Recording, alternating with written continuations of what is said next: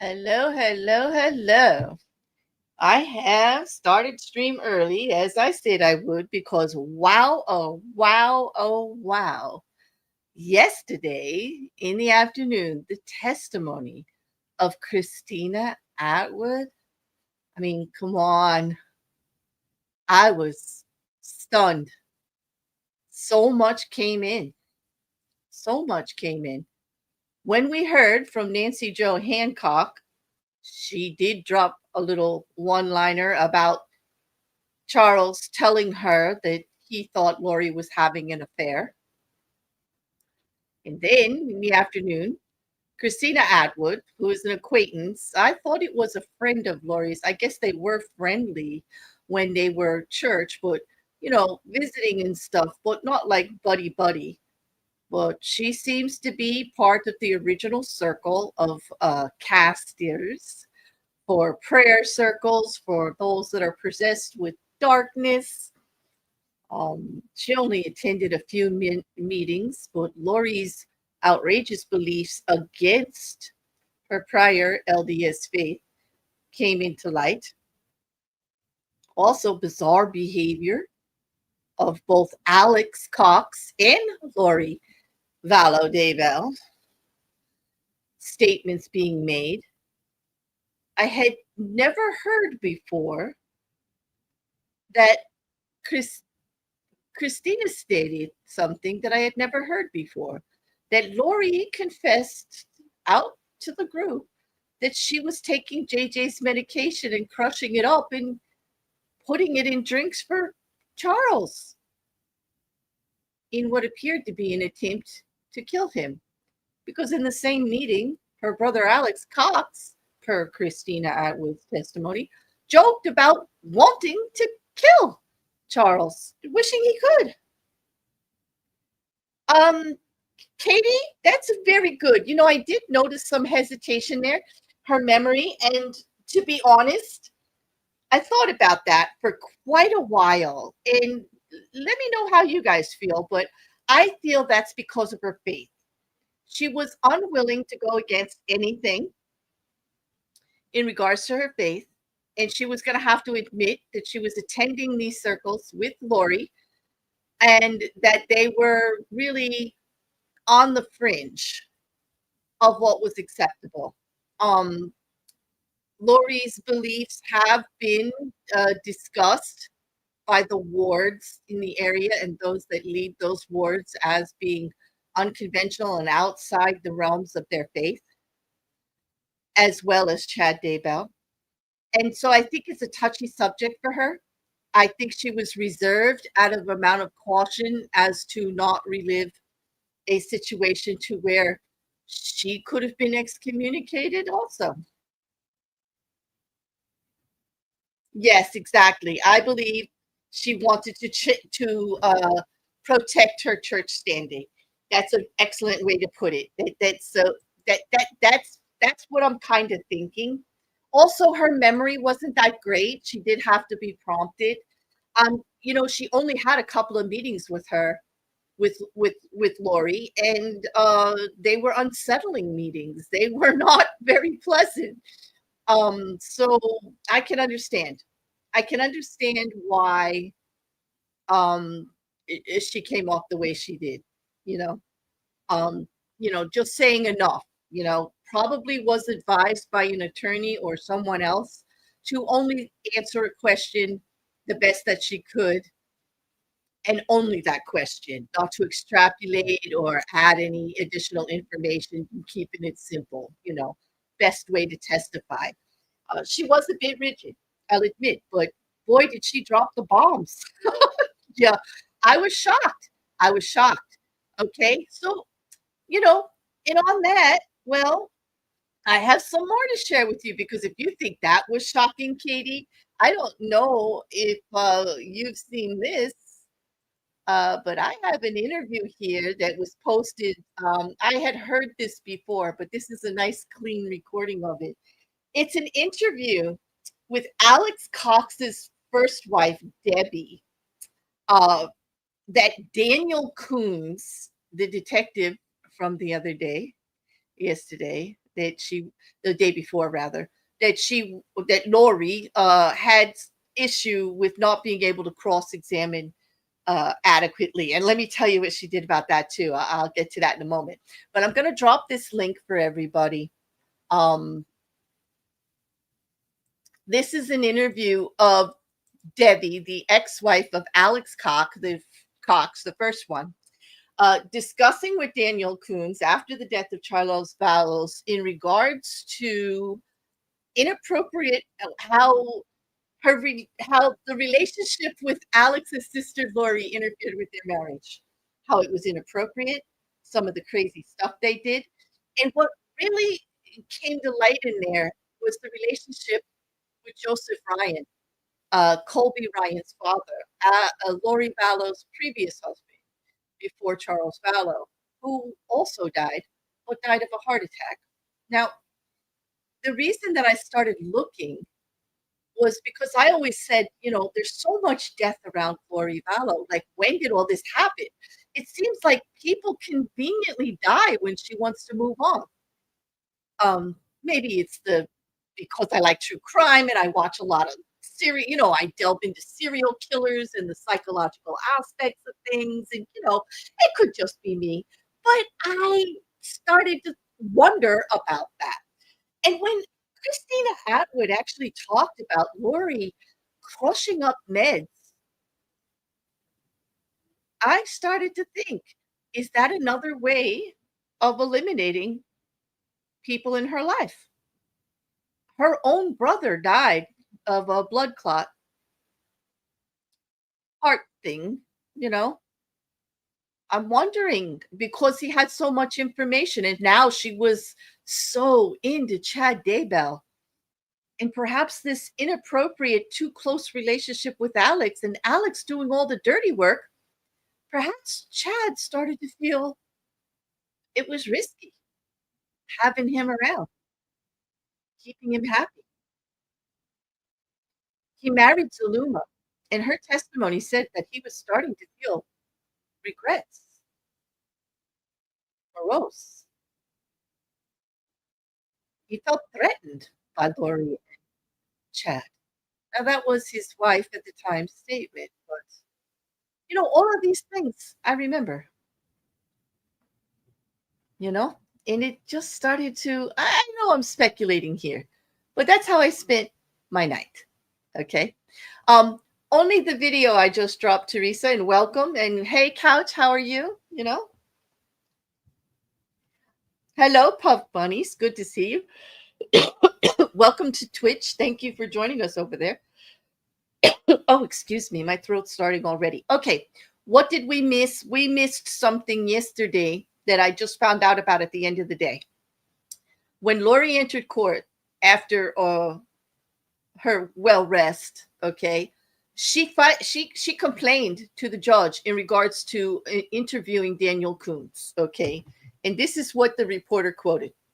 He said, I posted his pretrial shenanigans for anybody that plays bingo. All right. Lori approached the judge, and she's saying that she had a constitutional right to confront a witness, and that yesterday that court allowed the state to turn a witness into an expert witness with no CV or expert report, which is not true because his CV was provided by the prosecution. I heard them talk about it in regards to his firearms experience, so there wouldn't be an issue. Okay. And as far as the expert report, they actually did do a summation of his actual testimony and what he would be covering, which is what's required for discovery. So, poo-poo on that. She then went on to say, okay, that, that the court ruled against her cross and everything. And she wants the whole cross-examination and the witness testimony to be stricken, and instruct the jury to disregard everything because the court ruled that her questions were inadmissible, that they were hearsay and or for relevancy, and they violated her rights, apparently, people.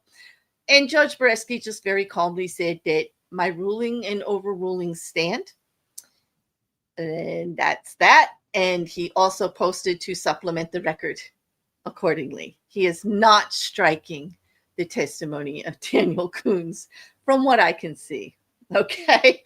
But remember that Lori was so upset because of, more that went on. Remember her expert, Lonnie Dworkin, submitted a report to the court dated April 1st. And around the 7th, a few days ago, they were talking about it.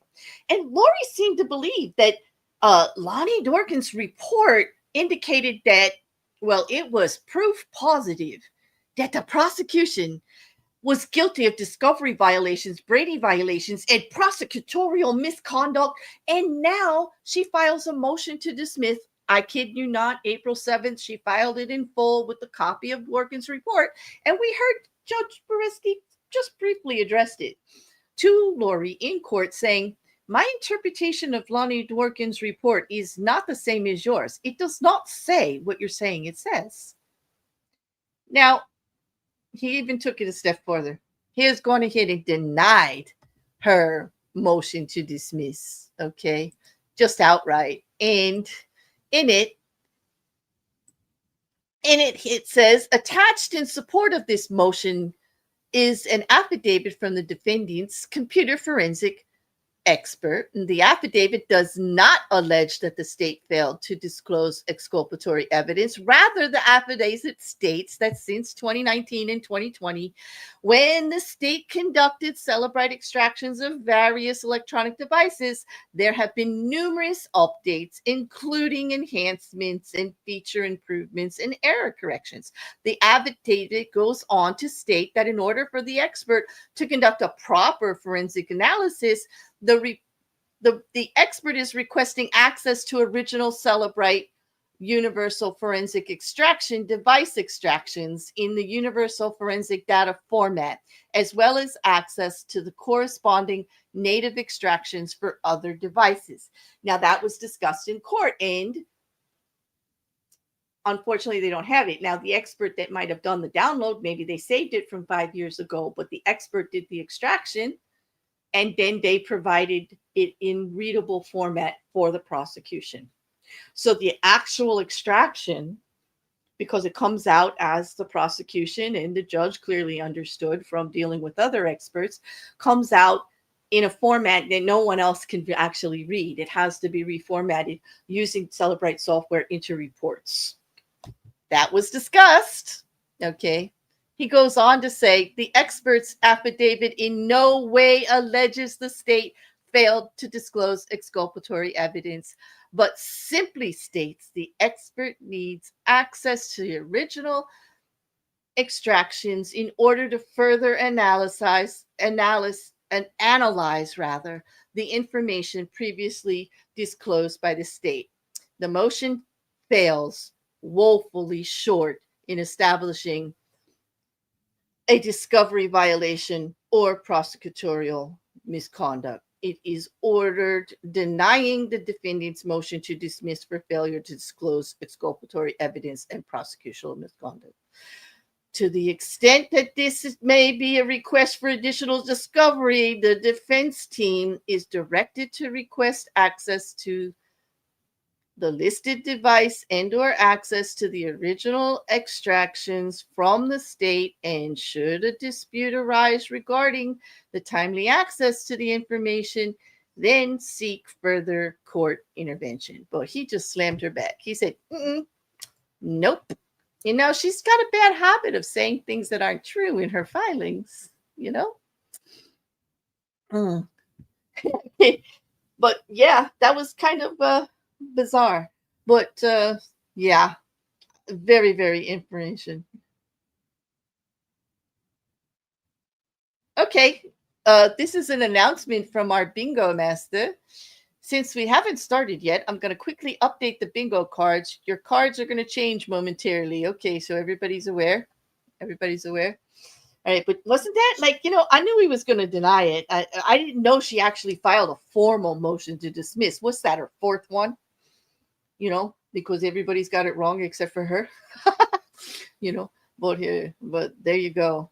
There you go. So, wow. Also, how surprised were you guys that Lori Vallow Daybell did not do a cross on Christina Atwood.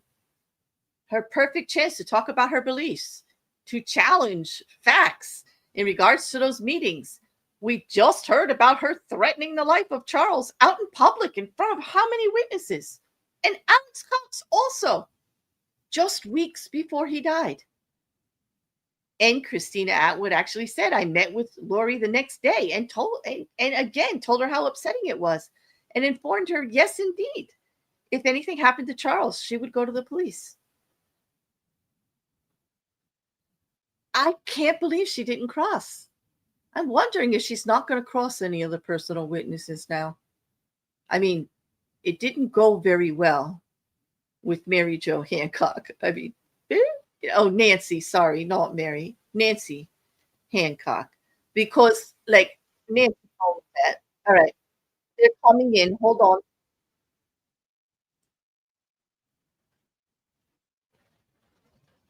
Okay, they're coming in. I'm going to pull it up. That's the end of our chat for right now. Hold on one second. Let's get this ready.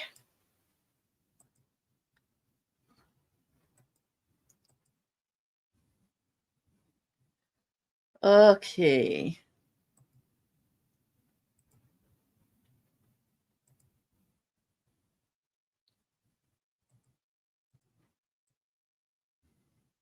I don't want to be too far up from on the screen.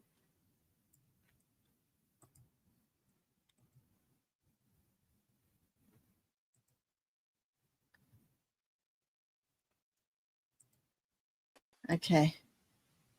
And it should be coming like right now. I wonder what's going to happen today, everybody. Is my volume okay? I haven't muted yet. And as soon as the feed comes in, if you guys would just make sure that it's loud enough for you. I think I'm like a minute behind on the feed.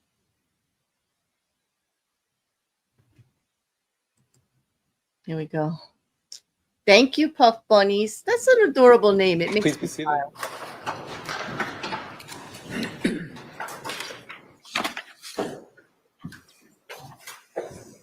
Good morning, Judge Beressky.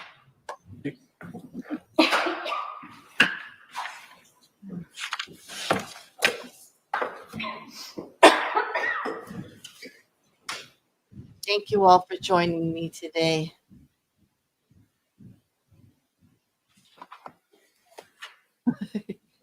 Hi, Jean.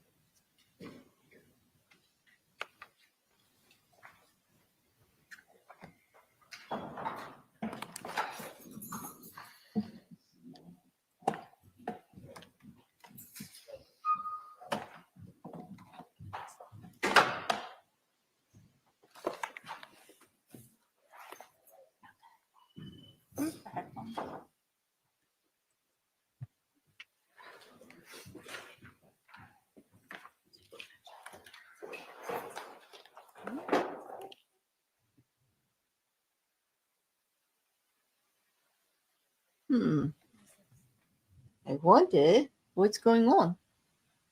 They just muted him. You know, Kitty, I agree. He has his hands full with Lori, but I do like Judge Beressky. Hi, Trinkus. Welcome. Okay, so they're doing a sidebar. Whenever you see those headphones, that is because Lori is not able to go to the judge's bench based on stuff. So the prosecution, Lori, and the judge wear that for the sidebar. Okay. I think sometimes though when you put on. Okay, so they just keep muting because they're not actually doing court stuff yet. I wonder if she's going to bring another motion. You know, she gets busy at night. All right, we're on the record. State of Arizona versus Lori Daybell, CR 2021-001704. For planning purposes, Judge Kemp, who does his morning calendar in this courtroom, is dark on Monday and Tuesday. Do the parties, counsel, advisory council, does anyone have an issue starting at 10 a.m. on Monday and Tuesday? No, Your Honor. Advisory council? Monday and Tuesday at just 10? Yeah. Yeah, no problem. Okay, so for advising your witnesses, we'll plan on starting at 10 a.m. on Monday and Tuesday. Is there anything we need to discuss before the jury comes in? Not that I'm aware of, Your Honor. All right. Do you want to? All right, we're ready for the jury.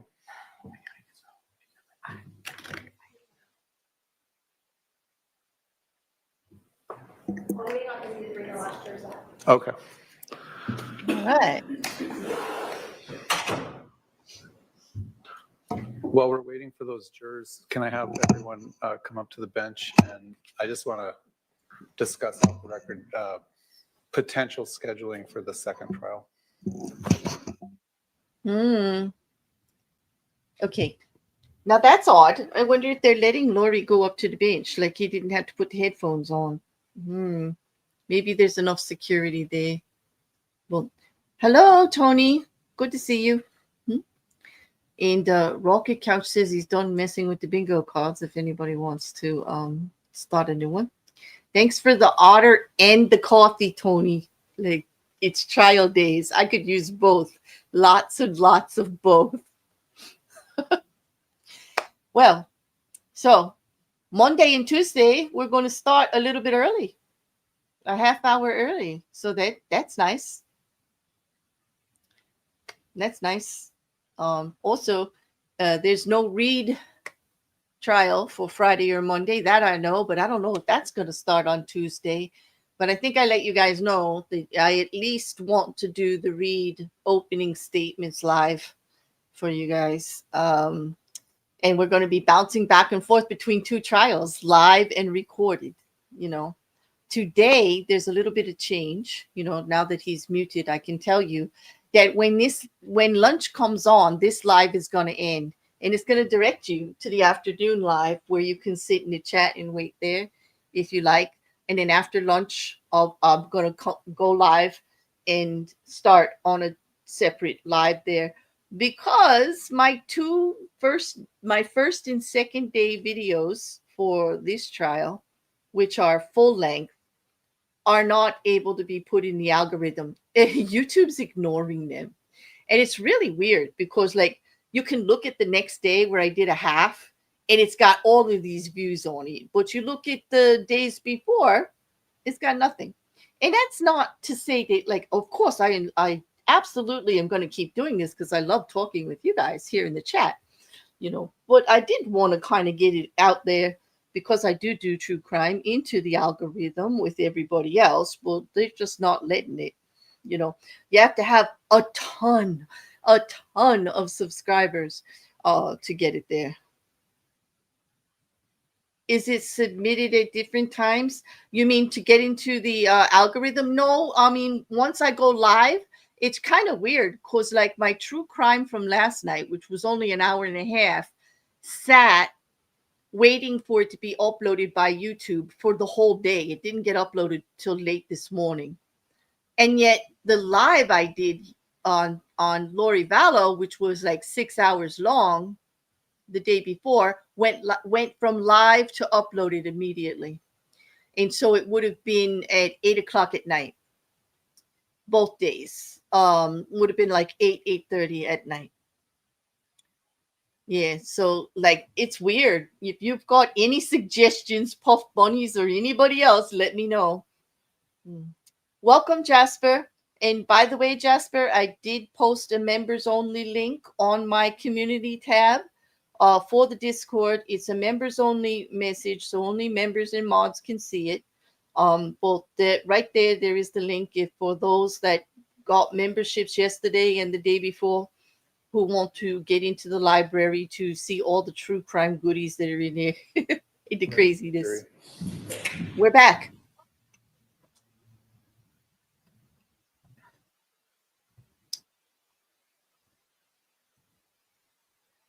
I thought we were. All right. He just said, let's bring in the jury. So they're back, but they're not back. Can you put a number in your title? I know you have it in your description. What? Oh, yes, I have for several. If you notice, Teresa, if you go to my channel, I have. It does. I have actually hashtag Lori Vallow's name in the title, but it's not The doing jury much. is present. The state can call its next witness. Thank you. If I may go get it. Okay, the state's calling the next. I'm curious as to who it's going to be. Thank you for the suggestion, Teresa. I have been doing it, and I have been doing hashtags in the body of the description, and that's helped a lot with my other true crime videos. Actually, it just seems to be these long ones, which has me concerned because I just did Koberger last night too. His hearing was really long. Oh yeah, all day. But I did get it down from 8 hours to 6 hours for you guys by eliminating all the breaks. That was a hot mess. We're going to talk about that when we go back to true crime at night. All right. Sir, come on up. Okay, it's a gentleman. You're going to stand right here and be sworn in. Please spell your name for the record. Please raise your right hand. You solemnly swear the testimony you're about to give will be the truth, the whole truth, and nothing but the truth, so help you God. All right, you're going to walk around the court reporter here. Have a seat to my left.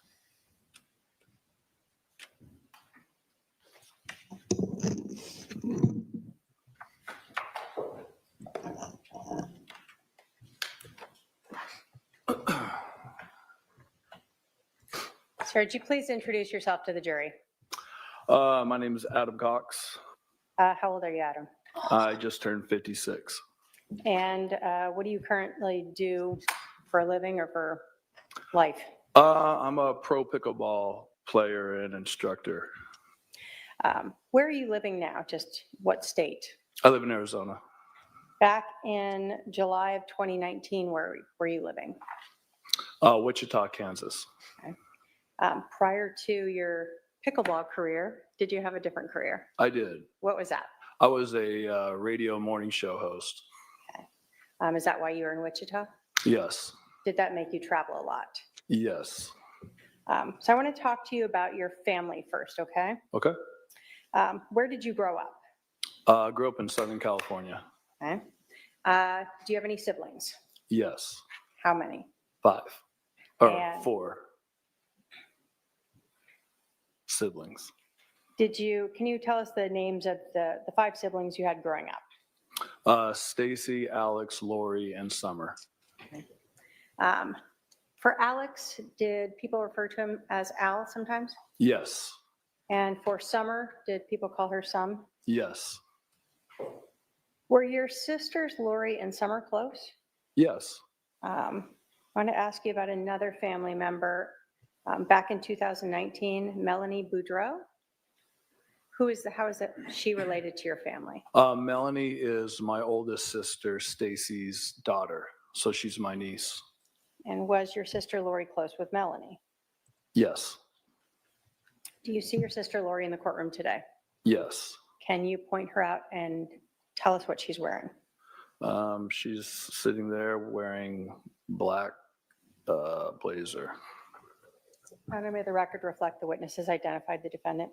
Good job. In July of 2019, was your sister married? Yes. Who was she married to?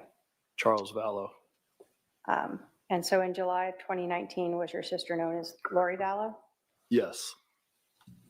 Do you know approximately how long Lori and Charles were married? I think over 10 years. Okay. Do you know if your sister, since the passing of Charles, married Chad Daybell? Yes. Did your sister Lori, have any children from prior marriages before she and Charles got together? Yes. And who were those? Colby and Tylee. Okay. And were they from the same marriage? No. By July of 2019, was Colby an adult? Yes. Do you have a son, Zach? Yes. Did your son Zach ever live with Lori and Charles for a bit? Yes. Did he move in there after Colby moved out? Yes. In July of 2019, was Lori's other daughter, Tylee, still under the age of 18? Yes. Do you know whether or not Charles helped raise Colby and Tylee? Yes. Did you know if Charles had any children from prior marriage? Yes. Do you know how many children he had from a prior marriage? I think 2. Okay. And do you know if either of those 2 children lived with Lori or Charles? Visited. I don't know if they ever lived there. Did Lori and Charles have any kids together?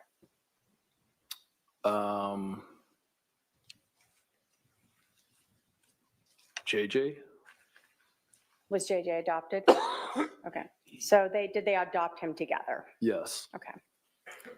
So in 2019, did Lori and Charles have just JJ and Tylee as their kids living with them? Yes. Did Lori and Charles always live in Arizona? No. Where else did you know them to live? Texas and Hawaii. Okay. We had talked about your brother Alex, or Al. Were you close with your brother Alex? Somewhat. Do you know where Alex was living in July of 2019? What state?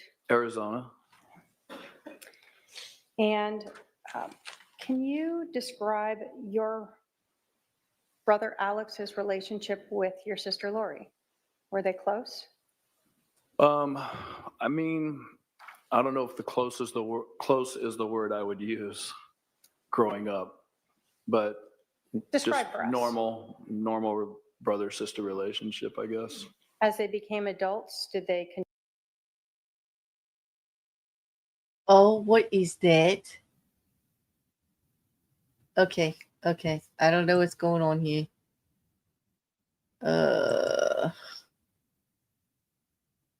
continue to There we go. be close, or Glitch. what do you recall of their relationship? Yeah, over the last, I guess 4 or 5 years. The last 4 or 5 years between them was what? They were closer, they were close for like a year and a half, is what I remember. Before this happened? Yeah, they became oddly close for a while. How about the relationship between Charles and Alex? Do you recall what that was like?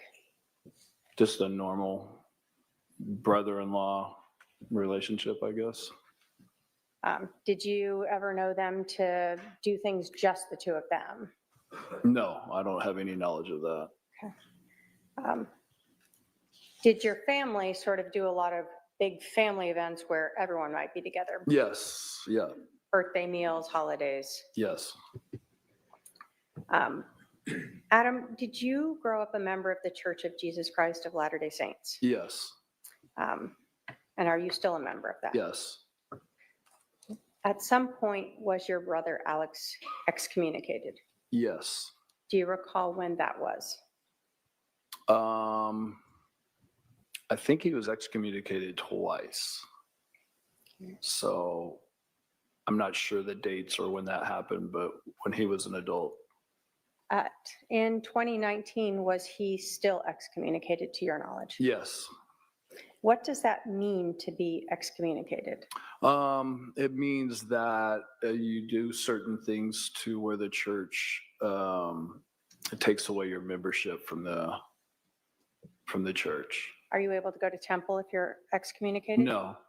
Is that important? Going to the church in our faith is important, yes. Let's talk about your relationship with Charles Vallow.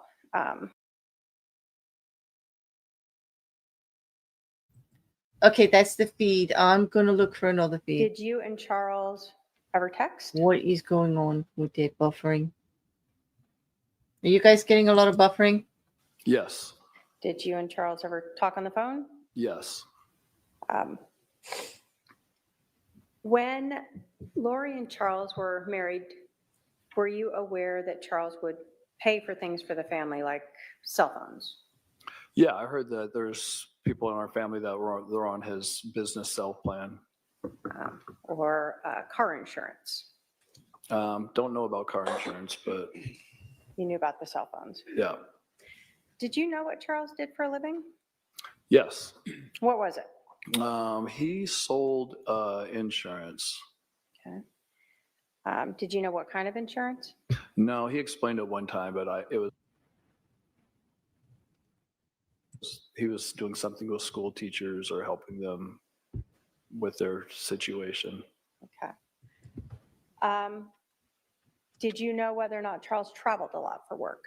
Yes. Was he traveling to other states? Yes. And was that sort of throughout his marriage with Lori? Yes. Okay. Were you aware of whether or not your sister Lori worked prior to marrying Charles? Yes. Do you know what kind of work she did? She was a hairstylist. Okay.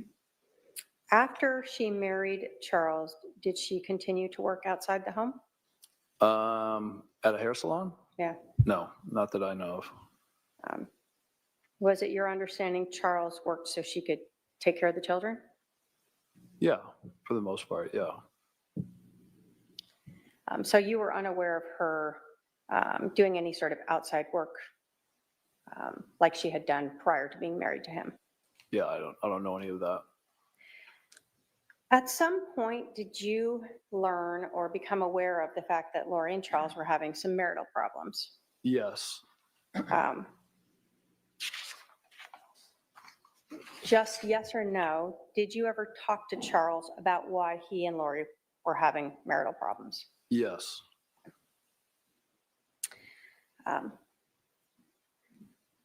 You yourself personally, were you aware of Lori having any beliefs that were outside of what is accepted by the LDS religion? Yes. Can you tell us what you were aware of that you knew to be outside the LDS religion? Lori told me that she was in the process of translating from a mortal human being to an immortal human being, a celestial state. That's something that the LDS religion supports? I haven't heard of it and that it's happened here on Earth yet. Did you ever hear her talking about being married to someone that is relevant in your religion? Yes, I have heard that. Did she tell that to you? I don't know. I can't recall her telling me that, but I remember other people telling me that. Okay. Was there anything else that you recall her telling you that she believed that seemed outside the LDS religion? Yes. There was a time where she told me that she had more priesthood authority than the priesthood did. And why, can you explain for us what that means, why that was significant to you? In our religion, the men hold the priesthood, and she said that she's in a state where she's above that. Okay. I didn't quite understand it, but very strange. Did you confront her about these beliefs? Confront her? No. Did you discuss with her about these beliefs? I just let her say what she wanted to say. Was there ever a conversation where, when she was telling you these things, where she asked if you thought she was crazy? Yes. And how did you respond to that? I said, I don't know if you're crazy, but what you're telling me is not true. It's not real. After you said that, what happened to your relationship with Lori? She stopped talking to me. Were you ever aware of Lori believing that people could be dark or possessed by evil spirits? I later have learned that, yes. Did you ever try to tell your family about the beliefs that Lori had expressed to you? Yes. What was your family's reaction? One of the reaction was, she's in a delusion, let her do whatever she's doing and she'll come out of it at some point. How did this impact your relationship with your family when you're bringing up these concerns about Lori? They basically cut me off. So you bringing up your concerns about Lori's beliefs being at odds with the LDS religion sort of terminated your good relationship with your family. Yes.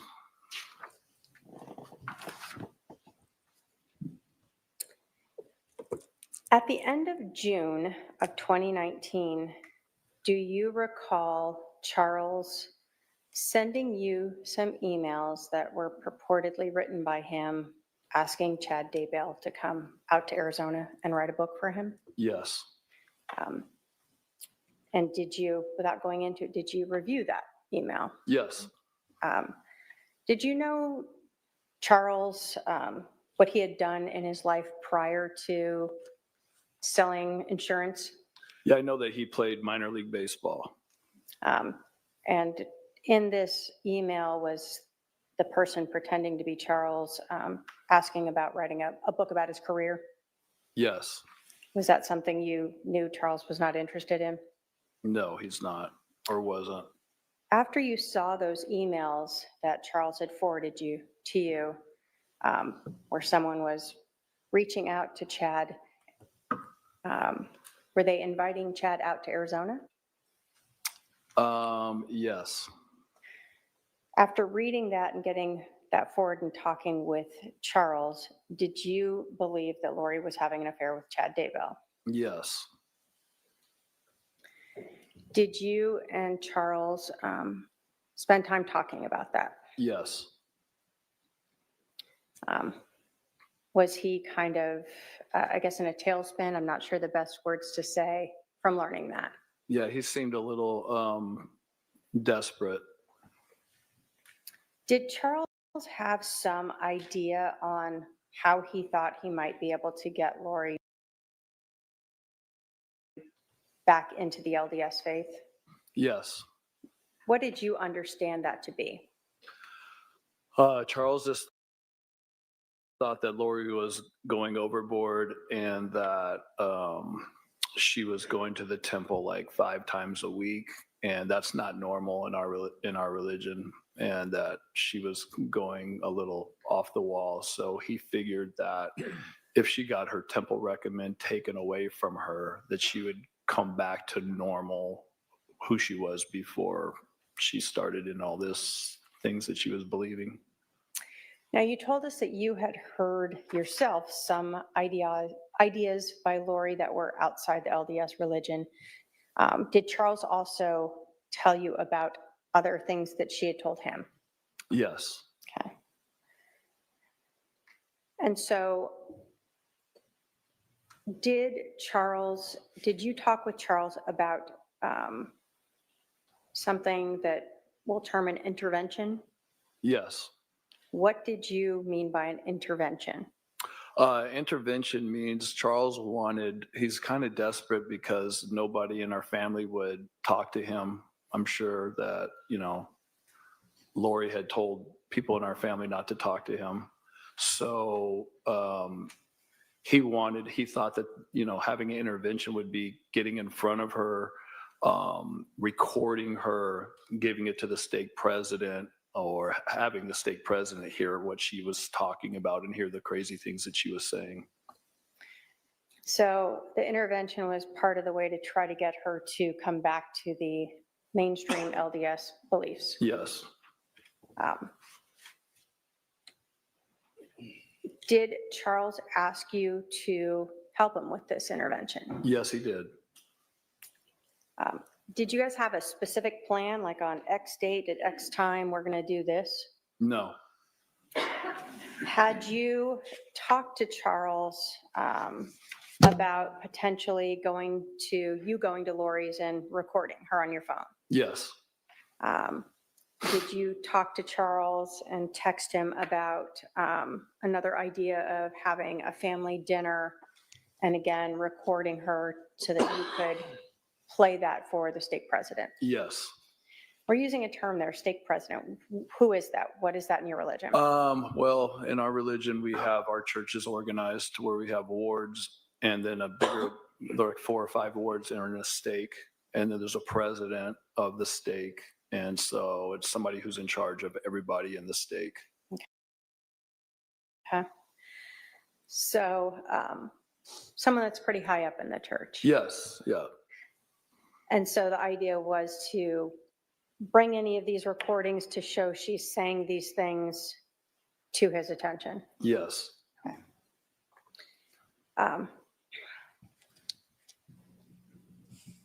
And again, the point of that whole was to just try to take away her temple recommend. Yes. So on July 9th of 2019, did Charles talk to you about him flying you out so that you can help him with this intervention? Yes, he did.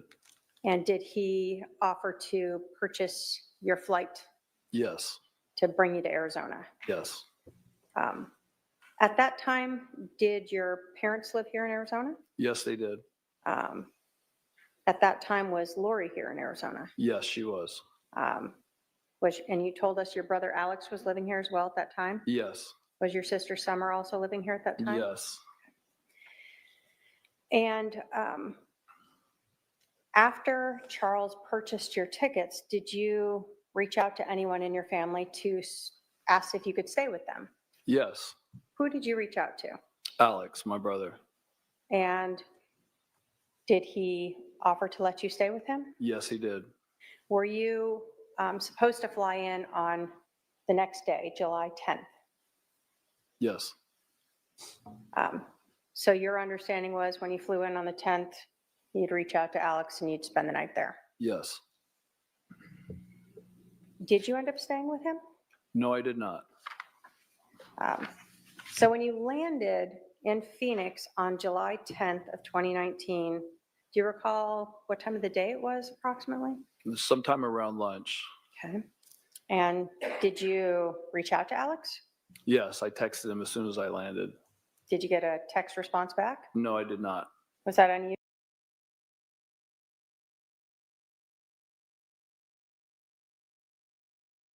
unusual? Yes.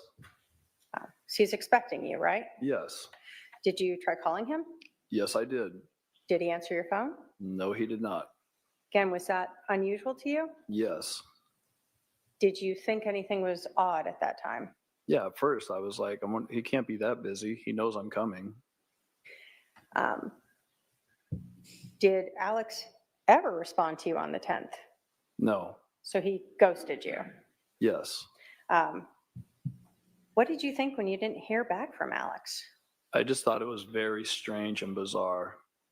Okay. So you were supposed to be staying at Alex's when you talked to him on the 9th. Did Alex ever text you between when you guys talked and when you landed saying, oh, I'm going to go stay at Lori's? No. Did Alex ever call or text you and tell you, you know, I can't have you stay with me? I know I initially said okay, but not anymore. No. So he just ignored you. Yes. Where'd you end up staying? My mom and dad's house. Okay. On July 10th, did you understand Charles was also flying into Phoenix? Yes. Did you see Charles on the 10th? No, I did not. Did you see your sister Lori on the 10th? No, I did not.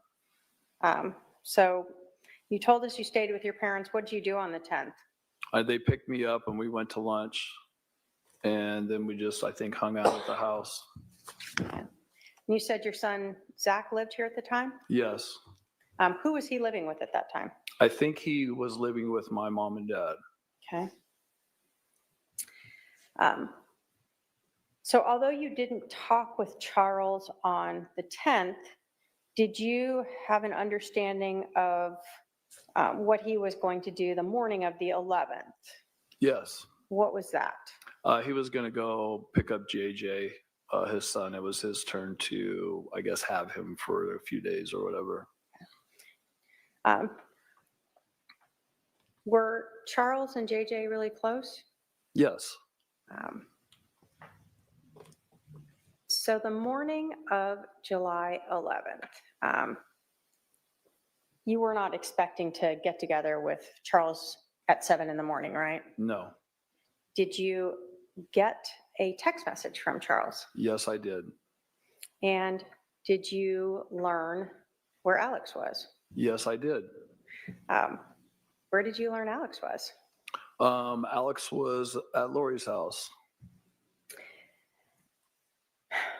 When you learned this, was Charles texting you sort of in real time as he is coming to the house, Yes. explaining to you what he's seeing and what's going on? Yes. And are you responding back to him? Yes.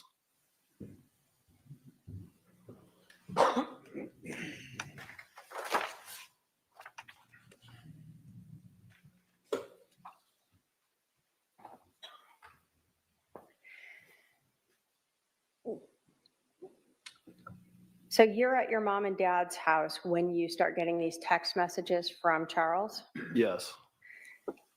When you learned that Alex was at your sister's, what were you thinking?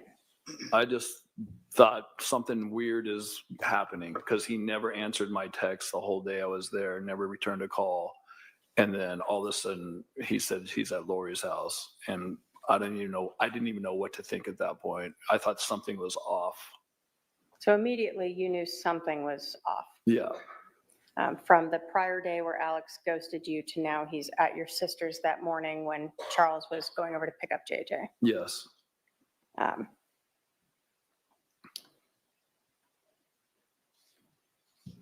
Were you concerned that Alex was at your sister's house? A little concerning. Yes.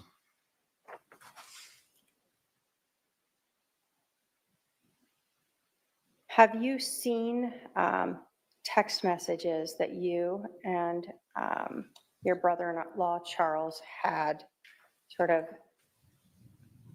making the flight reservations and leading up to the morning of the 11th? Yes. And were those all messages that you two had as you're trying to figure out how to have this intervention? Yes. And then ultimately, what you are seeing and saying that morning at 7:30 in the morning? Yes.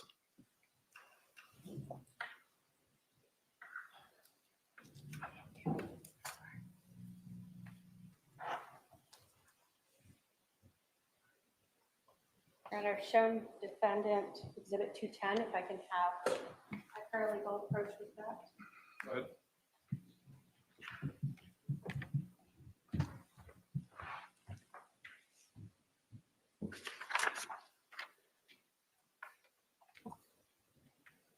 Adam, if you can take a look at those and let me know if you recognize those as text messages that you had with Charles, sort of the 9th, 10th, and 11th, as you are interacting leading up to that morning and including the morning of the 11th.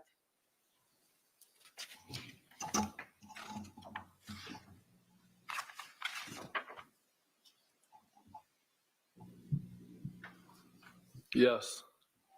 Your Honor, the state will move to admit exhibit 210 pursuant to 8031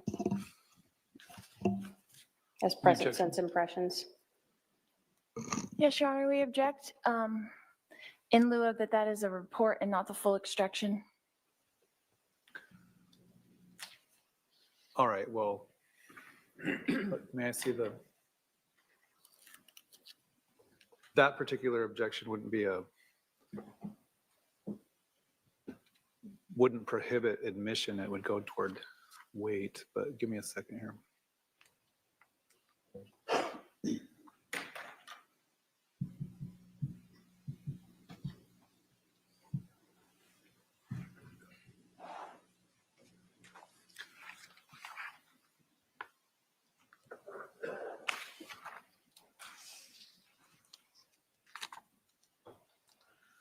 All right. I'll admit 2:10. And if I may publish it, then, Your Honor. If I could have the album, thank you.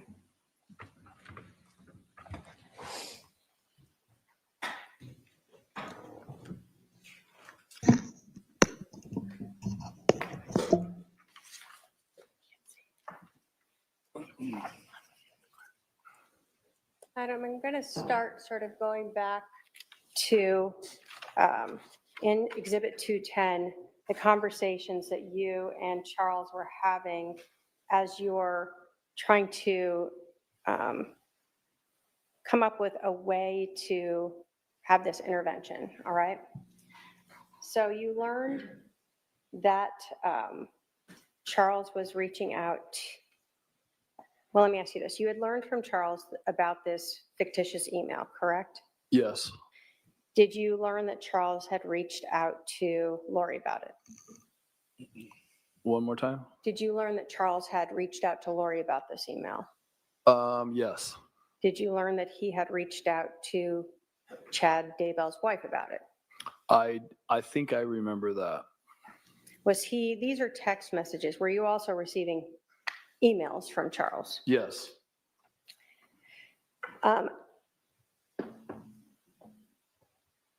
Does this sort of array of messages start to involve where you and Charles are talking about having you come out to Arizona to help with this intervention? Yes.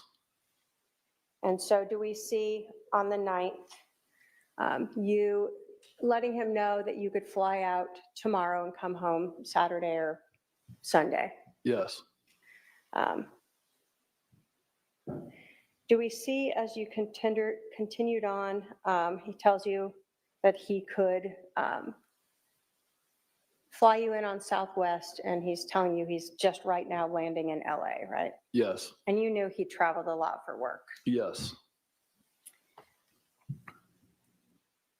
When we get to the 9th at 9:11 a.m., did you get a message from Charles about how you were going to get everyone together without Lori knowing that you're going to have this intervention? Yes.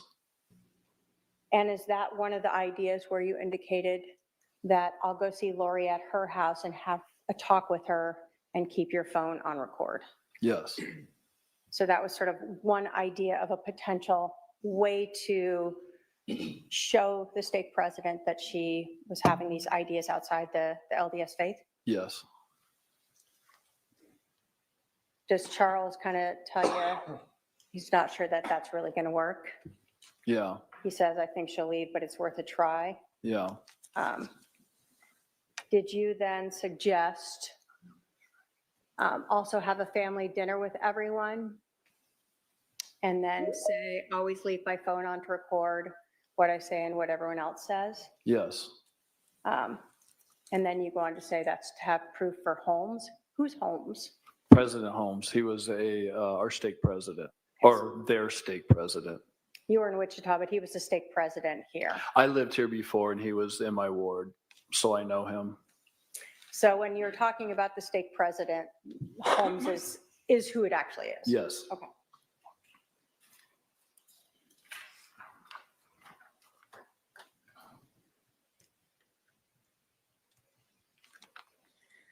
On the 9th, does Charles tell you that, got it, but honestly, if you, Zach, Brandon, and me go to him, that should be enough? She will feel like we ambushed her, but something has to be done. She'll be real careful what she says. What, had you brought Brandon into this yet? Like, did you have a plan to have him come with you? No, but Brandon played basketball with us on that night. So me and Zach and Brandon played basketball where President Holmes played basketball at a church. So that was that reference. Okay. So you thought if we go to the church, Brandon will be there and he can help you Yeah, talk about say this. that. Yeah. Okay.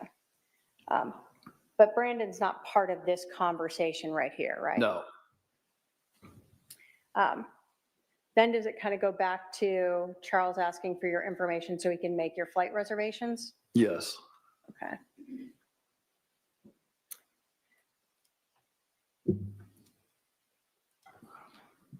Then at 1:13 PM, does Charles let you know that your flights are booked and that he emailed that to you? Mm-hmm. And then does he go on to say, I'm really uneasy about how she will respond, not only to you, but to me and Zach and Brandon, right? Yes. In talking with Charles and this intervention, was there a constant concern of how she would respond to trying to take away her temple recommend? Yes. Was some of that based upon your understanding of the things she had said to Charles in the past? That and others. Apparently, Lori was flighty.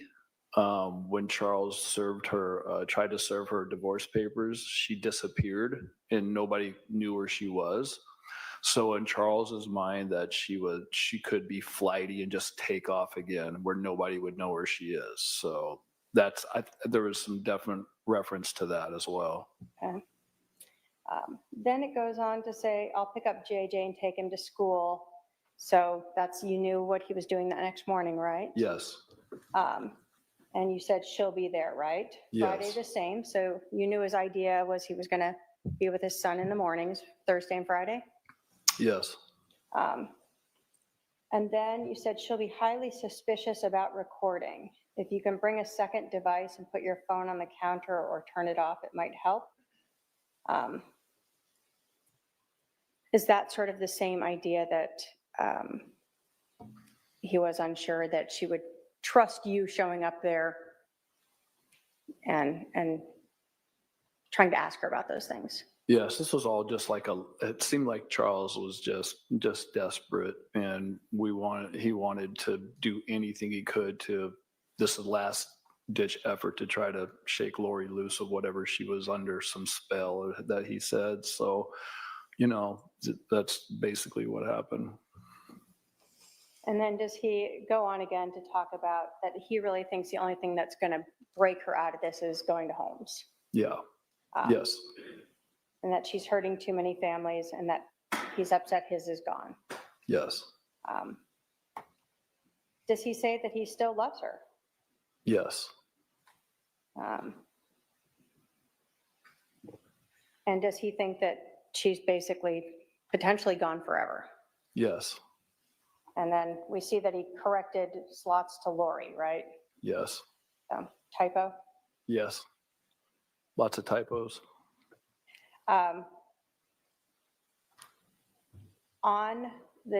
July 10th at 3:34, do you get a text from Charles asking if you're in Phoenix? Yes. And do you respond, yes, you're going to Summers, and that you'll call him? Yes. And then does Charles let you know he's got a meeting, but he'll try to call you before he goes to see Lo? Who is Lo? Lo is Lori. So people would call her Lo or Lolo? Mm-hmm. Yes.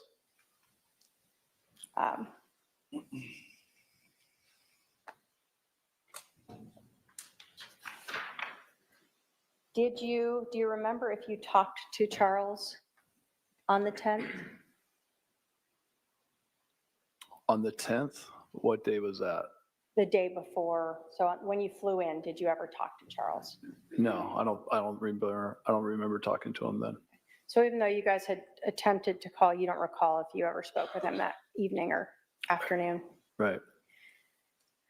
So at this point, you'd said you went to Summers in the text messages, and then later you stayed at your parents' for the night. Yes. And then you knew that Charles would be going to pick up his son the next morning. Did you assume that you and Charles would meet up or talk sometimes later that day? I figured so.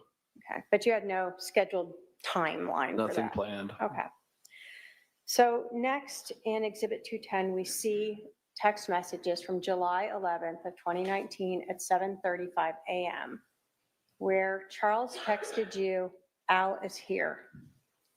And then just a couple seconds later, he said at Lori's.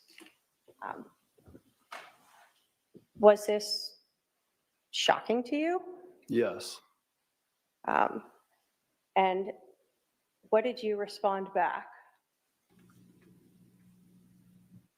Did you say, really, I wonder why he never called me back? Yes. And then we see that you wrote at 7:36 and 28 seconds, they are planning something. Why did you write that? Because Alex not answering his phone the whole day and me calling him and texting him, not knowing where he's at. Nobody in my family said they heard from him or knew where he was. All that is very suspicious to me. And then Alex being at Lori's house that morning felt like something was really off. So when you told Charles they're planning something, Charles responded back, absolutely. Did you then let him know that you were supposed to spend the night at Alex's house? She probably blocked that. Yes. Did Charles respond to you, what you do is up to you? Yes. So were you kind of upset at your brother for telling you you could stay with him and then ghosting you, ignoring you? Yes. Were you upset at him for being at Lori's house when Charles was going there just to pick up JJ? Yes. Did you then text him, I'm going to put the pressure on to have him come get me right now, see what he says? Yes. Did you in fact text your brother? Yes. Did he respond back? No.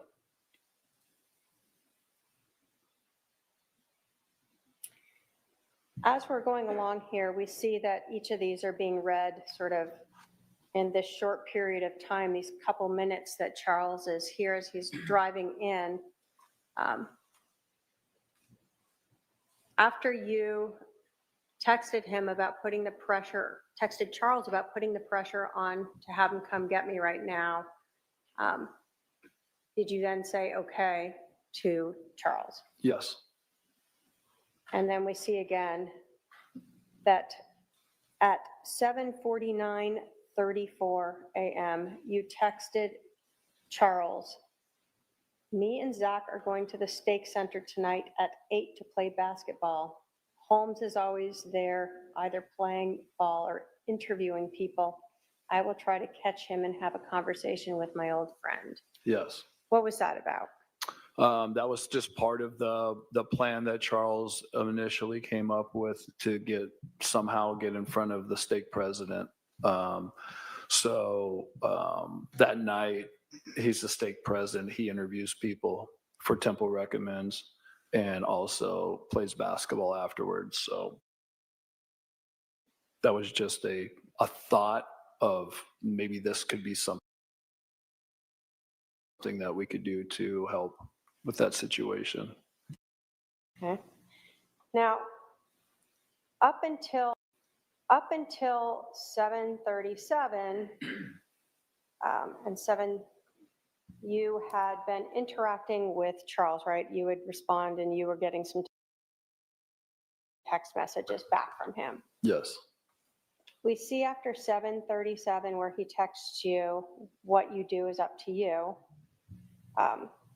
that he didn't respond back to any of your other comments, right? Right. So when you sent him at 7:37 and 29 seconds that you're going to put the pressure on him, you meant Al? Yes, Alex. To come get you, Charles didn't respond to that? No. And in fact, it shows that that message was read at 12:13 p.m. versus the earlier messages that were read sort of right in time. Mm-hmm. Is that yes? Yes. And when you told Charles that you and Zach were going to go to the stake center to play basketball and see if you could find Holmes, did you get a response from Charles? No. And again, we see that that was read at 12:13, correct? Yes.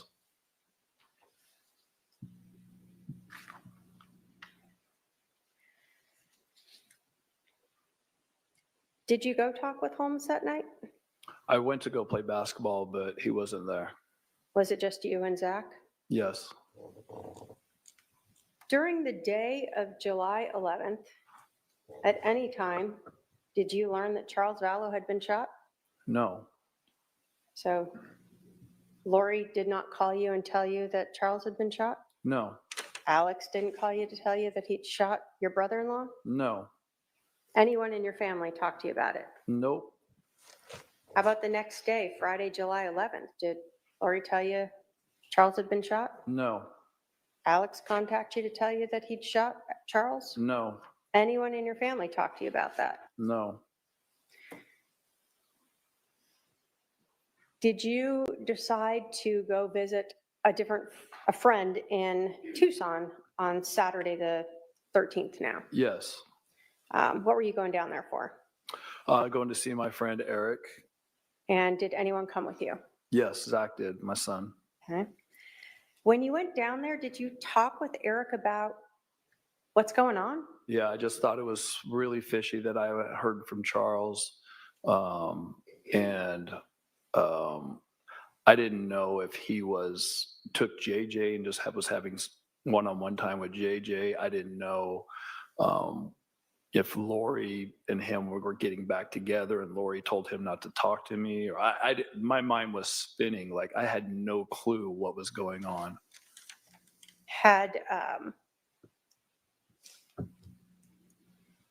you talked to any of your family about it? Were you still keeping that intervention thing secret from them at that point?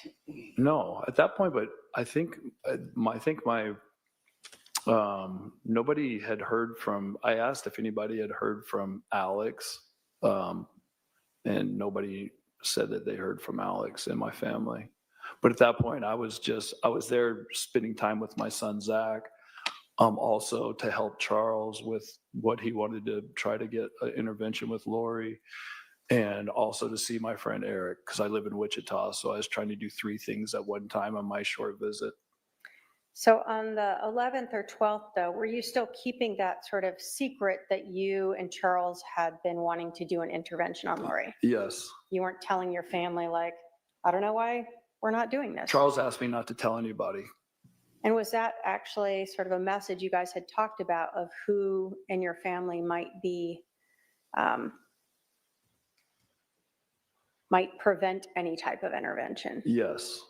And who in your family were you guys concerned with if they learned about the intervention might try to stop it? Mom and Dad, Summer. Alex, too? Alex, yes. So even though you're here and you're seeing your family and you're seeing your son, you don't want to tell them a lot about Charles because you're trying to still keep that quiet in case he does want to go forward with it. Exactly, yes. So you're in Tucson and you start talking to your friend about Charles. Yes. Do you learn at some point that Charles has been killed? Yes. I was talking with Eric saying something doesn't feel right. I haven't heard from Charles, and usually he would text me or send me a message or something.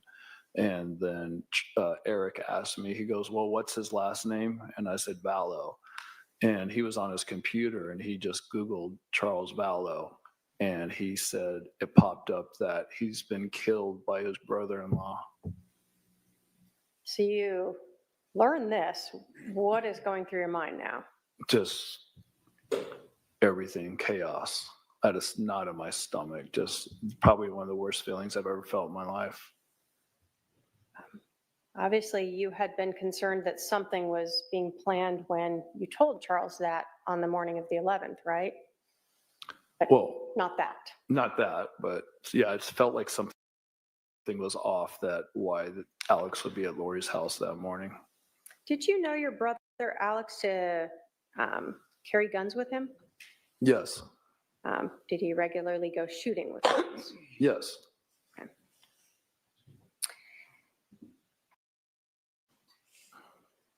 Prior to Charles being shot and killed, did you ever tell Lori that you were going to be trying to do this intervention with her? No. prior to Charles being shot, did you ever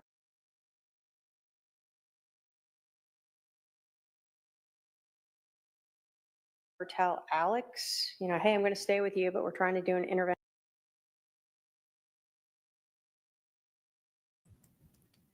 with Lori? No, What about your parents? Did you ever tell them you were going to try to do an intervention? no, Your sister Summer? no, So if your sister told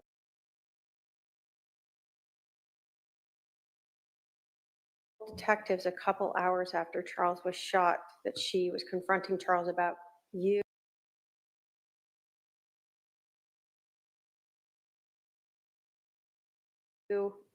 and Charles talking and texting, it wasn't something that you told her about. no,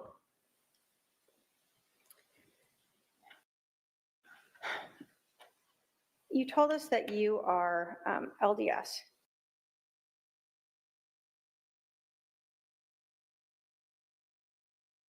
Have you ever taught Sunday school? yes.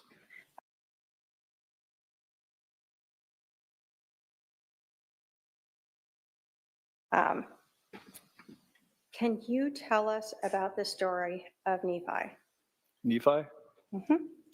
Well, Nephi was a prophet in the Book of Mormon. It's the first chapter. He was a prophet, very humble and faithful servant of the Lord. Ironically enough, his brothers tried to kill him at one point. But he actually ended up going to Jerusalem to get these plates back, and he was run off, came back, and then went back again because the Lord asked him to. And when he did, the King Laban, who was actually a wicked king, was laying on the ground drunk in front of him, and Nephi was told to kill Laban. Who was he told by? The spirit, or Okay. God. So God was using a Holy Spirit to tell him to kill Laban, and Yes. did he? Yes, he did. Was that something he anguished over? Yes. But ultimately, it was a justified killing. Yes. So was the concept that it was better for Nephi to kill this one evil man and sort of benefit the nation and his descendants? Yes.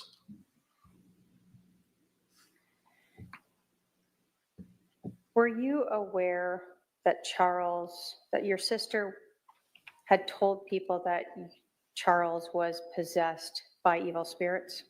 Yes. Were you aware that your sister had told people that your brother-in-law Charles was dark? Objection. Calls for hearsay. It's whether or not he was aware of it. Whether or Yes not or he's no? aware, he can answer yes or no. Yes.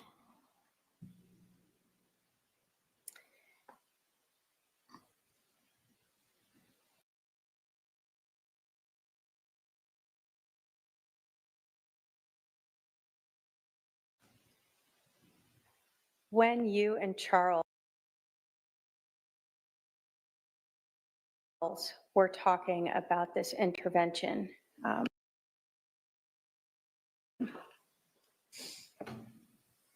were you trying to help your sister come back to mainstream LDS beliefs? Yes. So it wasn't just Charles, but also her. Yes.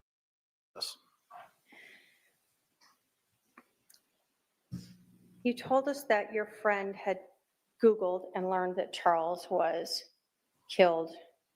Did you know at that time it was by your brother Alex? That's what the article said. So yes, he told me that. What did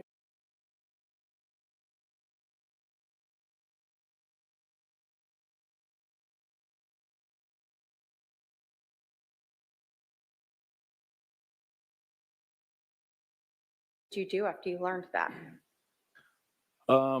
Freaked out for a little bit, cried, didn't know what to do. Thought my world was coming apart. Then I got angry a little bit, and then called first thing I did, I called Kay, who's Charles's sister, and asked her, because she's the only one that I felt safe calling after knowing my family was involved in this or thinking of this, that I asked her if she knew that Charles was dead, and she said she just learned of it too. Did you learn from your friend when, because it's now the 13th when you learned this, right? Yes. Did you learn when that happened? Yes, I did.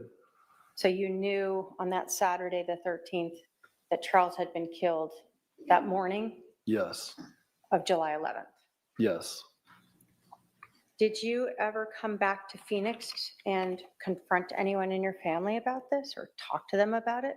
Yes. After I talked to Kay, then I called my mom and asked her if she knew that Charles was dead. And she said yes. And I said, what's going on? And she said, you tell me what's going on. And at that point, I thought that was bizarre that she would say that.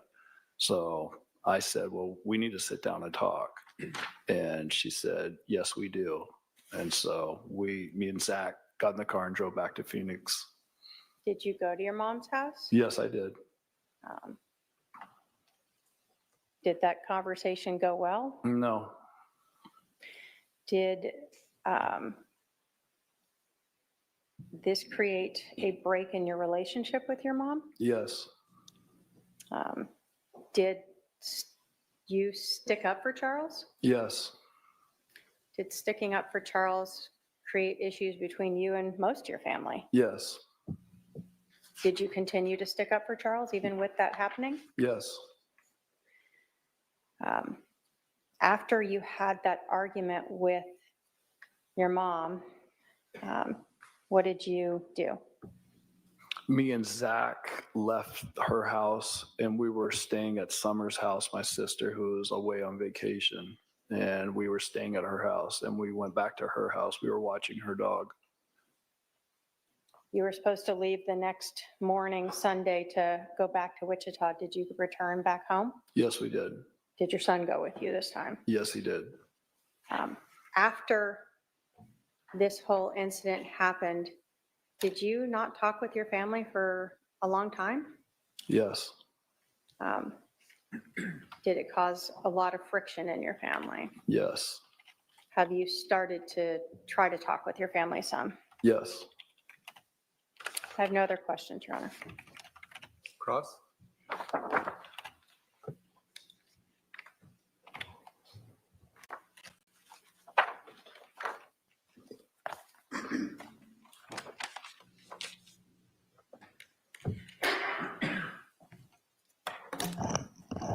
Mr. Cox, how long has it been since we've seen each other in person?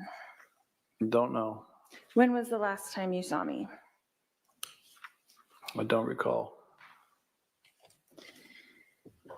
So, has it been a year, 2 years, 3 years, 5 years, Something 6 like years, that. 7 years, 8 years? Something. Okay, so you have no idea. Nope. You have no idea when the last time you saw me in person. I don't know the year or how many years it's been. Okay, so did you see me at Colby's wedding in January 2018? No, I was not there. You didn't come to Colby's wedding. No, I did not. So did you see me sometime that year at my house Possibly. where Colby got married? That house, I did see you at that house. Yes. at least one time. Yes. So possibly in 2018. Yes. And when was the last time we had any communications? The last time I remember our communications was you and I were speaking in the kitchen when the family was over. Okay, so you think that was that time in 2018? I think so. Okay. And were we eating my green chili chicken enchiladas? Do not remember that. You do not remember that? Nope. Is that what I made every time we had a family get together, which was like 10 times a year? I don't remember that. Okay. And when was the last time that we had a phone call or text message? I have no idea. Could it possibly be around that exact same time? Possibly. Okay. So that was possibly in early 2018? Yes. Okay.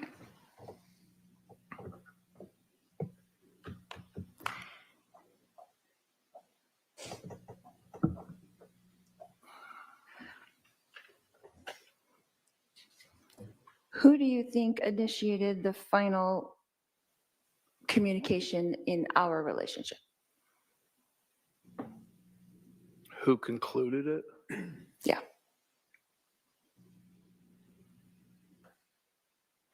I don't know. So right now it's 2025, is that correct? Yes. And so we haven't spoken in about 8 years? Would that be correct? Probably 7 or 8 years. Okay. So would you say up until that point that how often would we communicate before that? Before what? Before 2018? Probably on a regular basis. Once a month, twice a month, 3 times a month. Like a call or a text message? Yes. Just keeping in touch? Yes.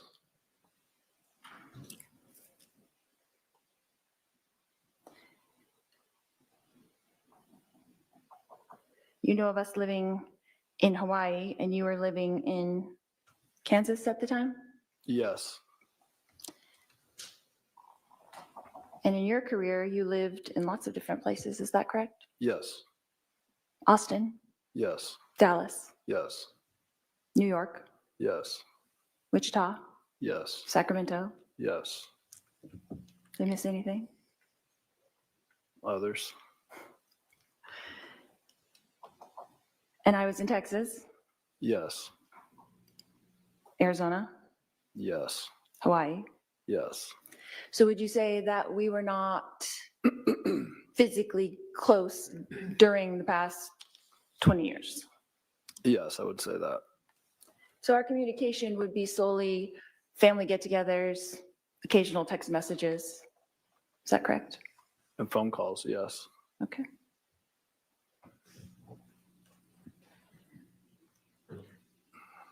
So, Mr. Hawks, did you see or hear or personally witness me conspire with my brother Alex Cox to murder my husband Charles Vallow?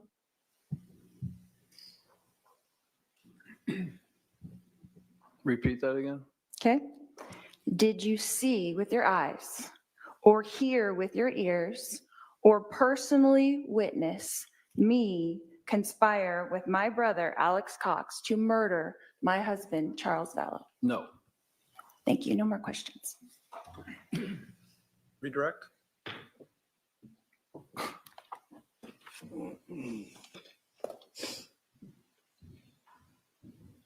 Have you talked to your sister since Charles was shot and killed? No.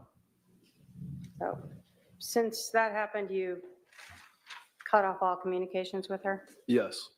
Prior to that, you were being asked about 2018 being at Lori and Charles's house. Was that the time where Lori told you she was becoming a celestial being? Yes. And the time where she was telling you other ideas that were not in line with the LDS faith? Yes. After you had heard those statements by your sister, you told us that she had asked you if you thought she was crazy, right? Yes. And you had responded back how? I don't know if you're crazy, but what you're telling me is not true. After you told her that her beliefs were not true, did that sort of end your talking with her? Yes. You were asked if you personally saw, heard your sister Lori conspire to kill Charles. Were you there that morning? No, Were you the person who was supposed to, though, be with Alex on the 10th into the morning of the 11th? You spent the night with him? if I would have spent the night with him, yes. So that stood out to you because you had made plans with your brother, right? Yes, And instead, you learned he was at Lori's house. yes.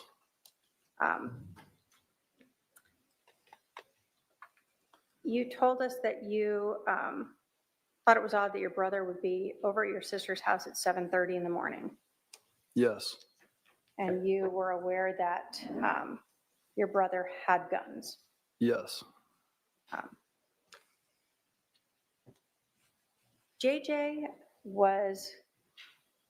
Charles was going there to pick up JJ, right? yes, And so did it seem odd to you that your brother would bring a gun that was loaded with extra magazines that was not safe to your sister's house where JJ was? Objection, out of scope. This is not just Goes to the a conspiracy. redirect. This is not just a redirect. Hey, I didn't ask for argument. Okay. The objection's overruled. what's the question? Sure. Did it stand out to you that your brother, who knew JJ, would bring a loaded gun and extra ammunition to the house where JJ was running around? Well, It wasn't- I didn't know at the time. Yeah. You're saying afterwards? Yeah, you learned afterwards your brother killed him, right? Yes, So when we're talking about this conspiracy and things that are going on, did that seem odd to you that your brother would bring a loaded gun and extra ammunition in this unsafe way to a house where your, sister's son, JJ, lived? yeah, it seems extreme. When you were talking to your family after this happened, did you actually tell them that you believed that Lori and Alex had conspired to kill Charles? Yes, Why was that? because Lori had told people that Charles was no longer living, that some guy named Ned was inside of his body, that there was a zombie living inside of him. And Alex didn't respond to any of my text messages when I was supposed to be with him. And he was at that house that morning. Lori talking crazy about how she's a translated being. All these things all added up into that moment and that morning. Once I found out on Saturday that Charles was shot and killed, no doubt in my mind that they killed him. That's a feeling that I got. And you told your family that? Yes. No other questions? The last line of questioning from the possession of the gun on, I think the defendant's right, was technically beyond the scope of her cross. So based on that, I'll allow the defendant, if she wants to recross on those issues, if she elects to, may do so now.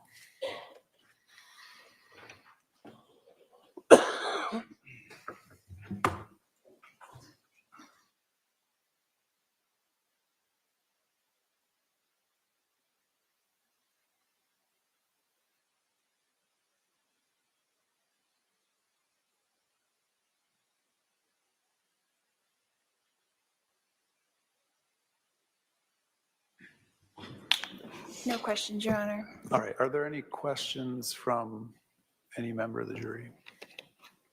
Not seeing any, sir, you can step down. You can step down. Thanks.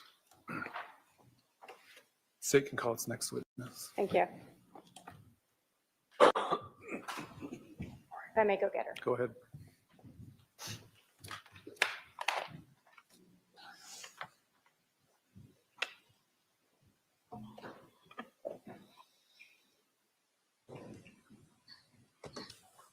I am quickly changing the feed, hoping that we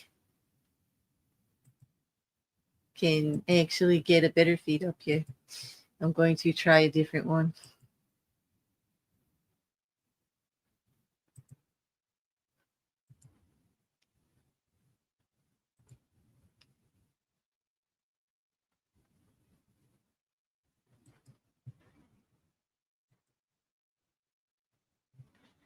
I have to change a few things.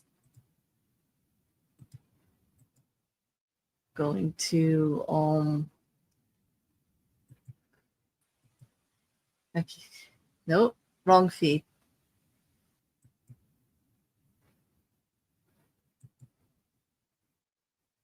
Shoot.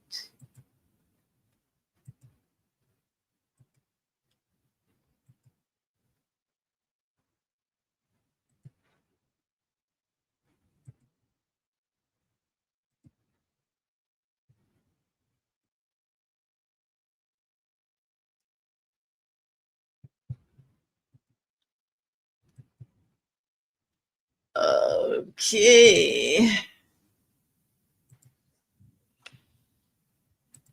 Okay. Hopefully we didn't miss anything. Sorry for all of that. If I made your eyeballs bug out, I apologize. But when you're live, you got to do what you got to do. What? Oh, it's Teresa. It's not return of ruling. It's return of ruling or reverse. And I was typing too fast. I made overturning. I meant to type overturn, and apparently my keyboard is a Bluetooth, and it occasionally skips.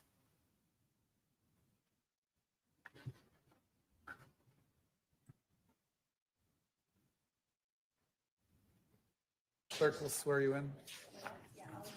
Okay, stand we're up getting here. our next witness. Teresa, I'm the typo queen, I swear. My keyboard makes me so dumb. Serena Sharp is coming up.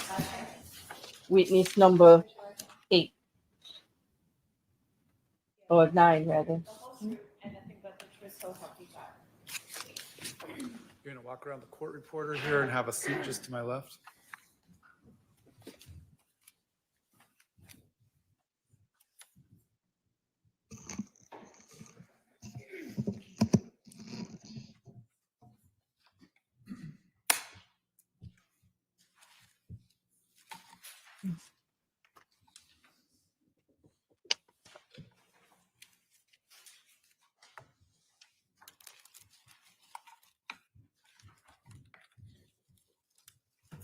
Thank you. Would you please introduce yourself to the jury? My name is Serena Sharp. I'm going to have you pull in a little or move the mic down a little closer to you so we can hear you. Thank you. How old are you, Serena? How old am I? 51. Volume And good? where are you living currently? What state, what city? Arizona, Queen Creek. And where did you live back in 2019, 2018? Connecticut. Okay. When did you move to Arizona? It was right before COVID, so 2019.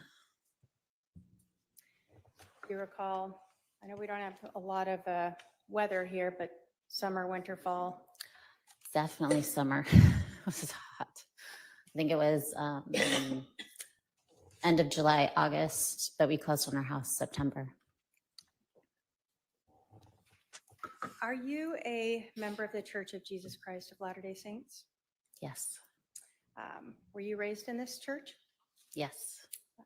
Do you consider yourself a spiritual person? Yes. I want to talk to you about a group, Preparing the People. Have you ever attended any of their events? Yes. Two. Can you tell us what those are? They were conferences that helped people prepare physically and spiritually for emergency preparedness and the second coming of the Lord. And you said you attended a couple of those conferences? Yes. Are they located sort of around the country? Yes. Did you ever attend one of those conferences here in Arizona? I did. Do you recall when that was? It was November of 2018. When you decided to come to this conference in November of 2018, did you know anyone here? Two people, one just from over the phone conversations, Melanie Gibb and Jason Mao. So did you have any place to stay when you came here? What was your thoughts as you're coming in for this conference? Both of them invited me to stay at their homes. And what was your plan? Who did you think you were going to stay with? I thought I was going to stay with Melanie Gibb because she offered to pick me up at the airport as well, so that I didn't need to rent a car. Did you know Arizona well? Not at all, no. So were you picked up by Melanie Gibb? Yes, And did you stay at her house? no. Where did you stay? After she picked me up, she said that instead of her house, because her whole family was home and it was busy and chaotic, we were going to stay at her friend's house, whose family was gone for the weekend and had a bunch of people for the conference staying there. Who was that? That was Lori. Did you know her last name or did you learn it? I learned it when I got there. I had never heard or had met her before. What was her last name? Vallow? Okay. So you told us you didn't know Lori Vallow prior to just coming to stay at her house. No. Do you see her in the courtroom today? Yes. Can you point her out and tell us what she's wearing? She's right there with glasses on and blonde hair and a black jacket. Your Honor, may the record reflect the witnesses identified the defendant. It shall. Do you recall who else was staying at Lori's house that weekend? There was a lot of people and I was meeting everybody for the first time, so I don't recall everybody, but I do know Lori was there and Melanie was there. Did you ever meet Chad Daybell? Yes, he was there as well. Was that the first time you met him? Yes. So during this event, are you going between Lori's home and to a location where the conference is at? Correct. Okay. And did you ever talk with Chad Daybell outside of, well, like, did you ever talk with him that weekend? Yes. Okay.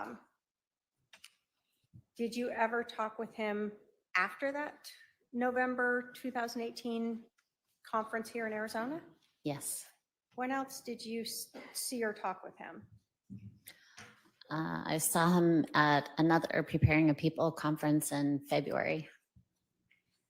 So that's 2019 now, Yes, after the November one. correct. Where was that one? That was in Idaho.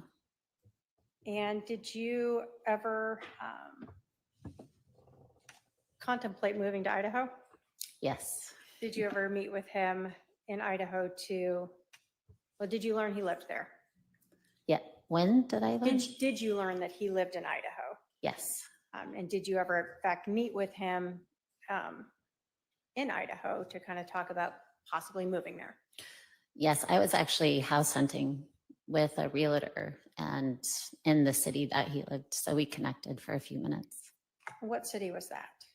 Rexburg? Did you know if Chad was married at that time? Yes. When you were staying at Lori's house in Phoenix in November of 2018, did you understand her to be married? Yes.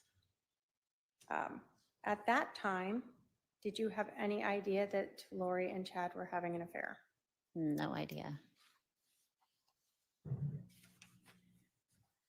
After you met Lori at this and stayed at her house, did you have any more conversations with her, texts or phone calls? Yes. Were you ever invited back out to Arizona? Yes. When was that? That was in March of 2019 for Girls Weekend. What was the girls' weekend going to be? It was a few girls coming together for a Girls Weekend. So Whose house, where was it going to be? that was at Zulema's house. And I think from my memory, she's the one who invited me and started that Girls Weekend idea. Had you met Zulema before? Yes. Where had you met her?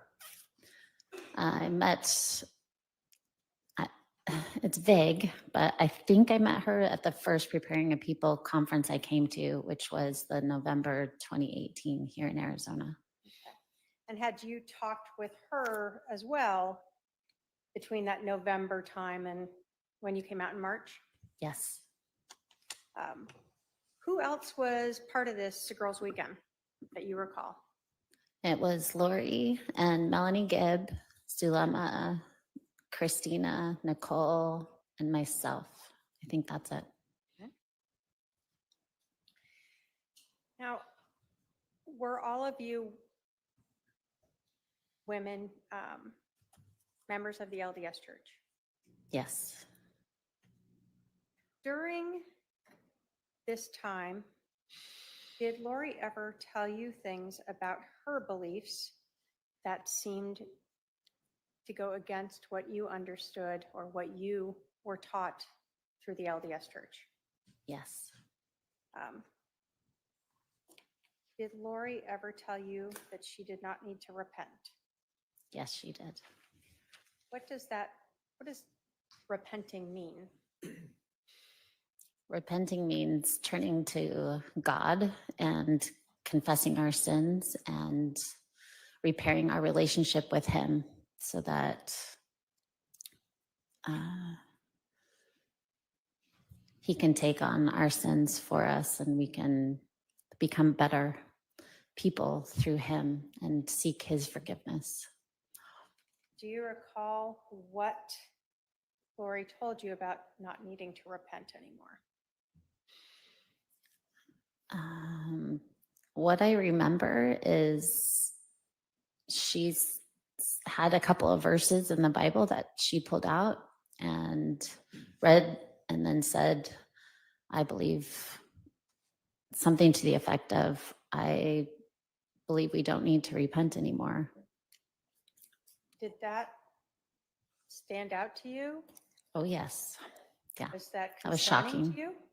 Pardon? Was that concerning to you? Very. I think you just said you were shocked by it. Yes. It was that against your religion. Correct. Did she ever express to you and this group that all of you might not need to repent? I don't remember the specifics of it. If she was trying to apply that to us or just to her, I don't remember. I just remember she said we, or generally, I don't remember the specific words she used, but that there was not a need for repentance anymore. Do you recall, have you been interviewed by the police a couple different times? Yes. Do you recall being interviewed in April of 2021? Was that was the Chandler Police At the Department? police department instead of at your home? Do you recall saying to the detectives then that she said, we don't need to repent anymore. We've come to that stage.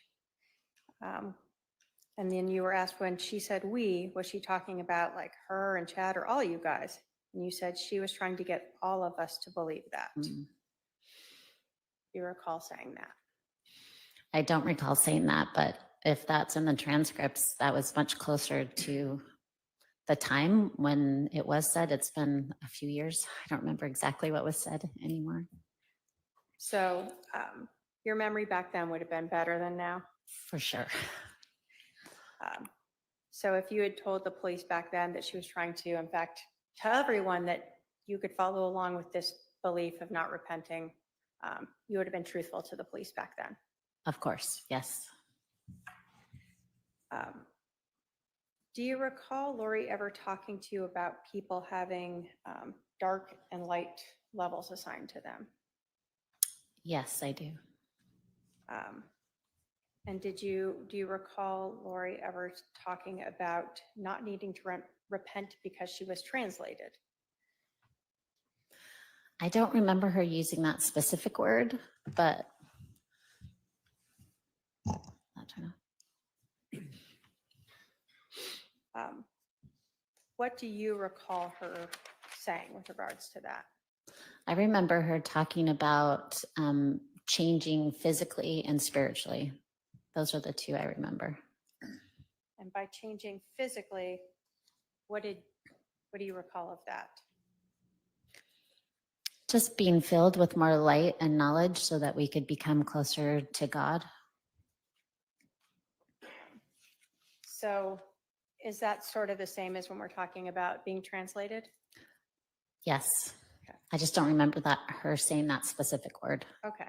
So the concept was the same, Mhm. whether or not she said that word, you don't recall now. Correct. Did Lori ever talk to you either that weekend or prior to that about casting? Yes. Do you recall if Lori was the person who brought up casting? I believe she was, from my memory. Do you recall if she talked to you about casting on more than one occasion? Yes. Now, how many times do you recall that she had brought this up? I don't know how many times. It was more than once? Yes, it was more than once. Did she ever bring it up while you were talking or Zoom talking like we used to do in the pandemic? I never Zoom called with her. I Did you don't. phone call? Phone calls? Yes. So at least one phone call you recall Mhm. that she brought up casting? But I remember one phone call. There might have been others. I just don't remember. So was that phone call, to the best of your memory, before this girls' weekend in March of 2019? From my memory, I think it was after, but So then let's talk about the weekend of March, the girls' weekend in March of 2019. okay. Did Lori bring up casting there? Yes, she did. And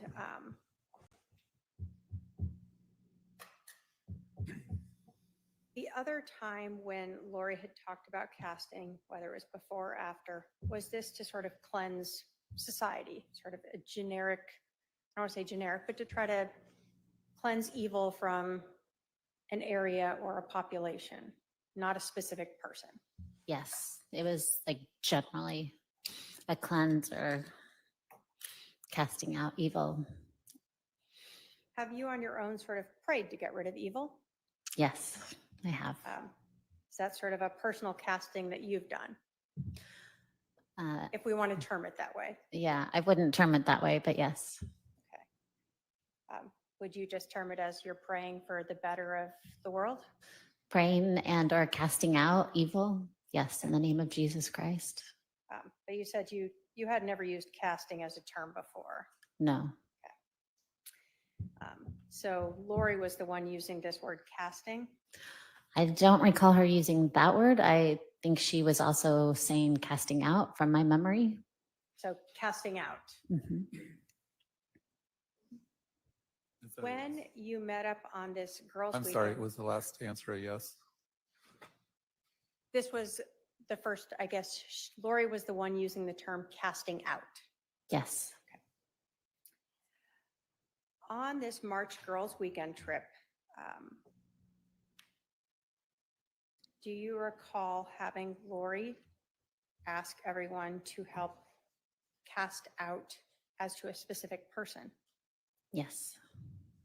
Can you tell us who that was? It was her husband, Charles.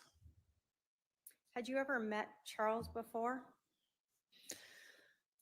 vague memory, but it was a quick, I think, meet as I was leaving Arizona for the Preparing a People conference in November. I was going to the airport and I think he was coming in at the same time. Again, it was pretty chaotic. Yeah. But I think that's when we met very briefly. So he was kind of coming home and you were leaving. Yes.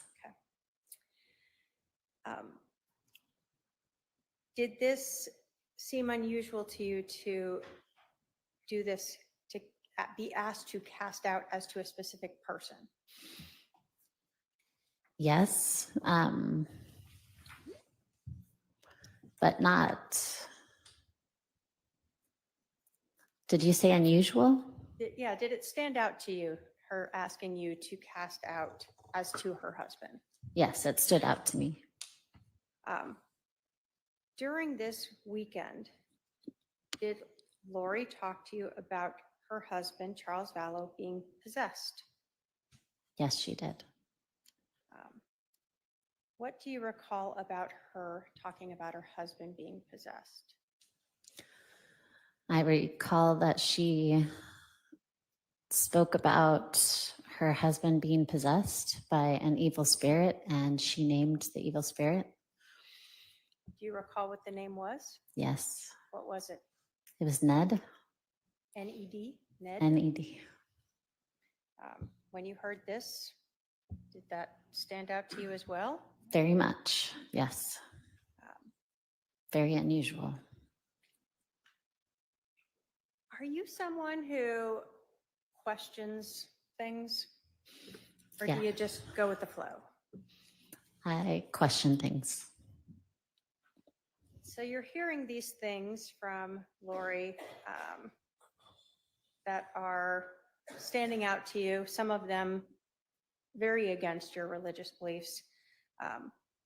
Are you starting to ask about some of these things? Yes. I remember I was asking a lot of questions about the repentance thing she brought up. And I remember asking and talking to some of the other ladies about the casting out in a group setting before or stuff like that. Do you recall Lori Vallow telling you that her husband Charles was no longer Charles, that he was now this possessed person? Yes.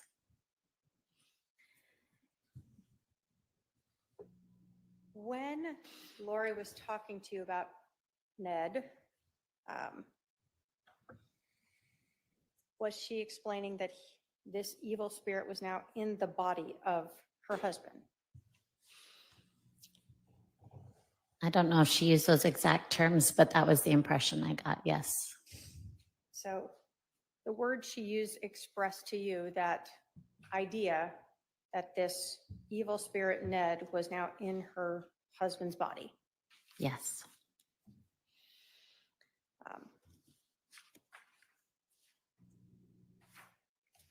So did you ever hear Lori use the term zombie?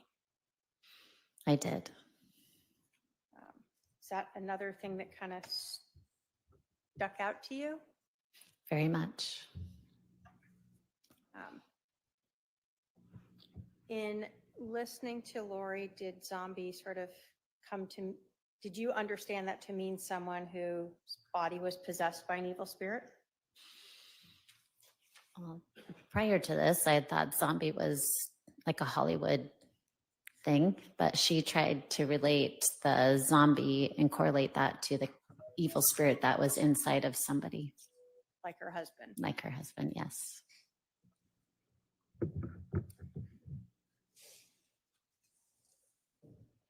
Did you ever start to question Lori about zombies and these evil spirits inhabiting her husband's body? Did you try to question her about that? I don't recall specifically. Okay.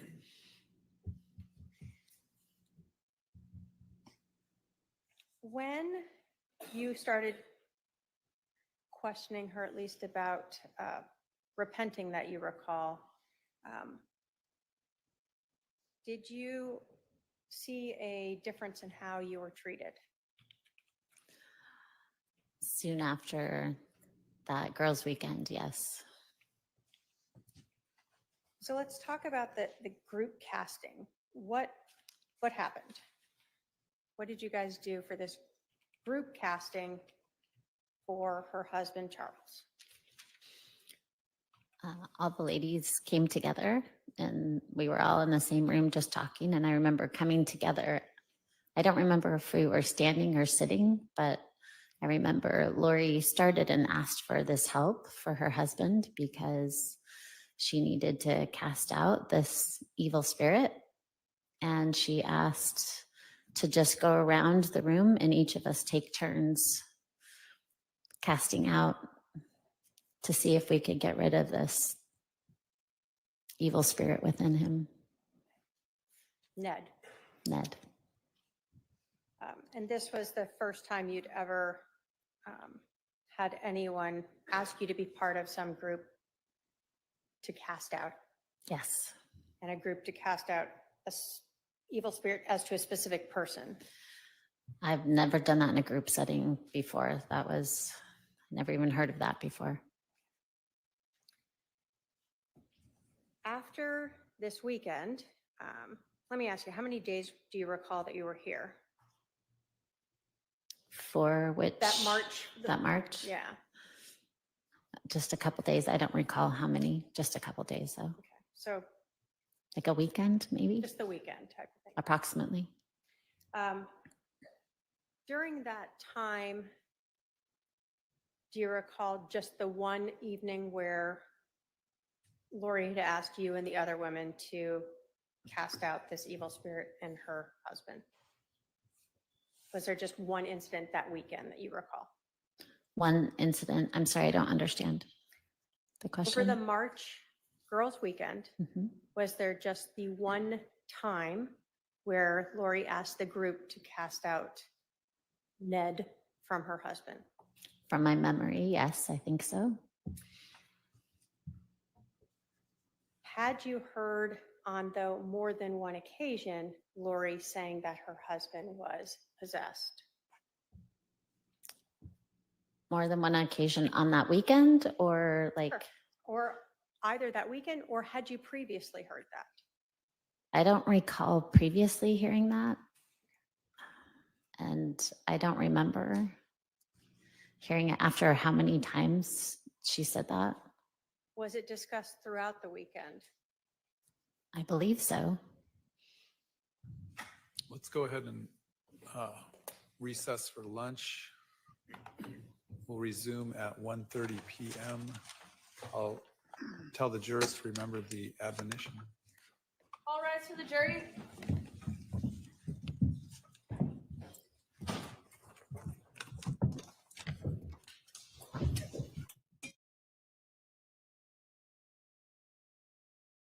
Okay, well, that's interesting. Just keeping the volume up in case he comes in and talks. But it does look like that's it until lunch. And so, based on what I had said before, I'm going to end this stream, and you're all going to be directed over to a new stream. Okay. I kept the volume up on this stream just to hear if he has any other orders, but it does look like, nope, they just cut the feed. They are at lunch. The second feed was a bit better. I didn't see any buffering. Did anybody get any buffering after I changed the feed? I asked just to make sure I use the proper one for the next. And also, if you have any questions, I want to answer them before we go to lunch. I'm very happy to have you guys here with me. It's been very interesting, hasn't it? Could we at least get a cranberry versions of the song? Oh, zombies. You know, if I could play it without getting taken down, I would, Jean. But damn, she was wonderful, wasn't she? Yeah, we lost a great singer when she passed away. What vocal range did she have? She had that just incredibly strong rasp, too. The lead singer of the Cranberries, I'm speaking of right now, who did the song Zombies. Jen and I are just doing a musical like Mija Mija. Oh, good. Thank you. Thanks, Maggie. So, okay, Jasper, Teresa, good. Nobody. And you guys are all over the place in different countries and everything. So I'm glad. Yes, Dolores. I was trying to think of her last name. Is it Reardon? Victoria? Jean? I think it's Dolores Reardon, right? Reardon? Yeah. Oh my gosh. Those vocals. Teresa, it's definitely had my attention for a while.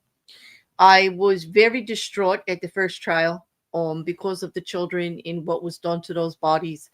And the reason I wanted to cover this one is that I knew that he was shot, but I also knew that she would be getting exposed for exactly who she is, and wanted to see, a lot of people are saying, why bother with this trial since, she's already been convicted for 3 life sentencing. She's never going to get out.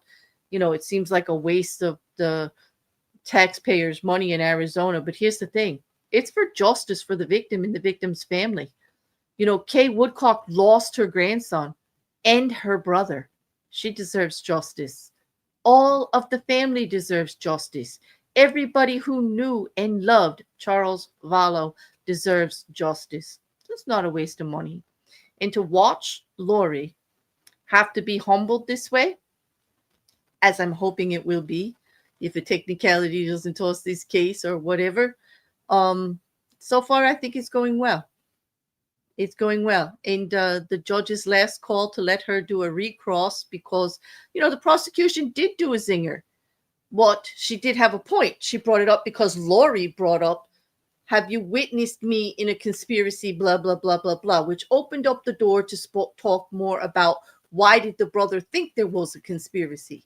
And those guns were relevant. And so the prosecution took a chance. I think the prosecution is very intelligent. She knew worst case scenario, they're going to strike or they're going to object to the question. They didn't object to the question. Well, she did object to the question, but it got overruled. He was allowed to answer. And all that would happen is that she gets to recross. That is how the judge balanced it. Let the prosecution take the chance. Let Lori be able to recross. She had the opportunity. She decided not to. She decided it would be more prejudicial against her than probative, the information she would get. Does she really want to go into what's safe for her son in the house with her brother wielding a weapon, loaded gun, right there on the floor? We saw how they were living. Mattresses on the floor, no locks on the doors. That young child could have got in there. Guess she didn't want to go there, huh? She did look bad with that one. Yeah, it is for justice, Maggie. I agree. Who's Melanie Gibb? She was a big player in the first trial. She's part of that casting group. She was one of the women that was in this group with Lori talking about all of these preparations and this, listening to these stories about how she's no longer has to repent. She was married to Chad in a previous life. They would talk about people who were dark or light. Chad had this whole rating system of who was dark and light, and he would tell them, and then they would pray and work on it. And it was if, Lori and Chad were the power couple, and they were all following them. Melanie Gibb was a believer in Chad Daybell's preaching. He also was going on an offshoot off of the LDS. And this was very important to Lori because she had no credibility if she got excommunicated.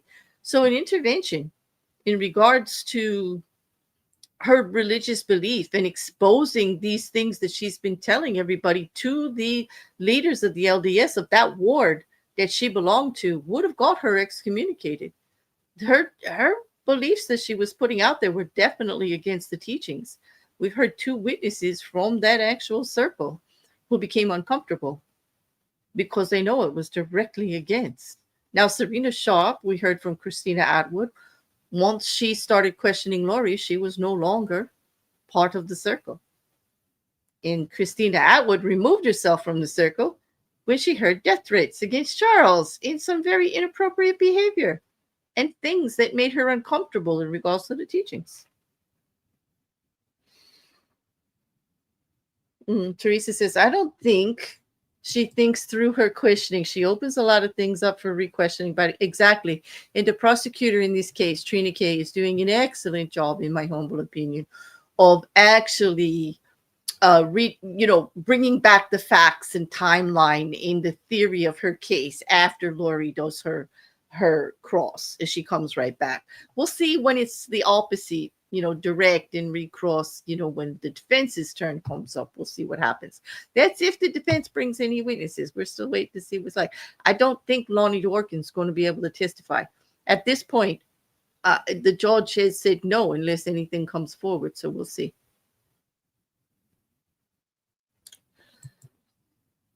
I'm sure they have a long list of stupid stuff, which Lori says, so we can open the door to a new line of questioning. Exactly. And it happens. But she's getting like, you hear her argue with the judge. Like, what do you mean? Like, yeah, this is not going good. And I don't think that looks good for the jury. I don't think so. Well, some of them might think she's fighting for her life here because you remember, they don't know she's already in maximum security for 3 life sentences for murder of her own children, conspiracy to murder her own children, in her lover's wife. I mean, if they knew that, done deal, right? Which is why they don't know that. It would be more prejudicial than probative. I do believe if Lori takes a stand, her conviction, her status as a convicted felon can come up, but not for what? I believe that's where they left it. And we'll have to see how that plays out, because the reason was credibility, believing what she says. She's already been called out in 2 of her motions as for not stating a fact for what it actually is, in extrapolating something that's just not true. When she asked for evidence that they already have in the actual through questioning, Judge Beressky found out that they actually have 22 terabytes worth of discovery. And then the actual investigator had to actually admit he hadn't gone through it. So they don't know if they have the video that they asked for or not. Lori was basically just trying to speed things up by asking for it again, thinking they'd just hand it to her instead of going and looking for it, and then trying to call foul that the state wasn't handing her exactly what she wanted.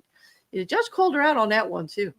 How do you know you don't have it in that 22 terabytes of information that you already have? You haven't gone through it all.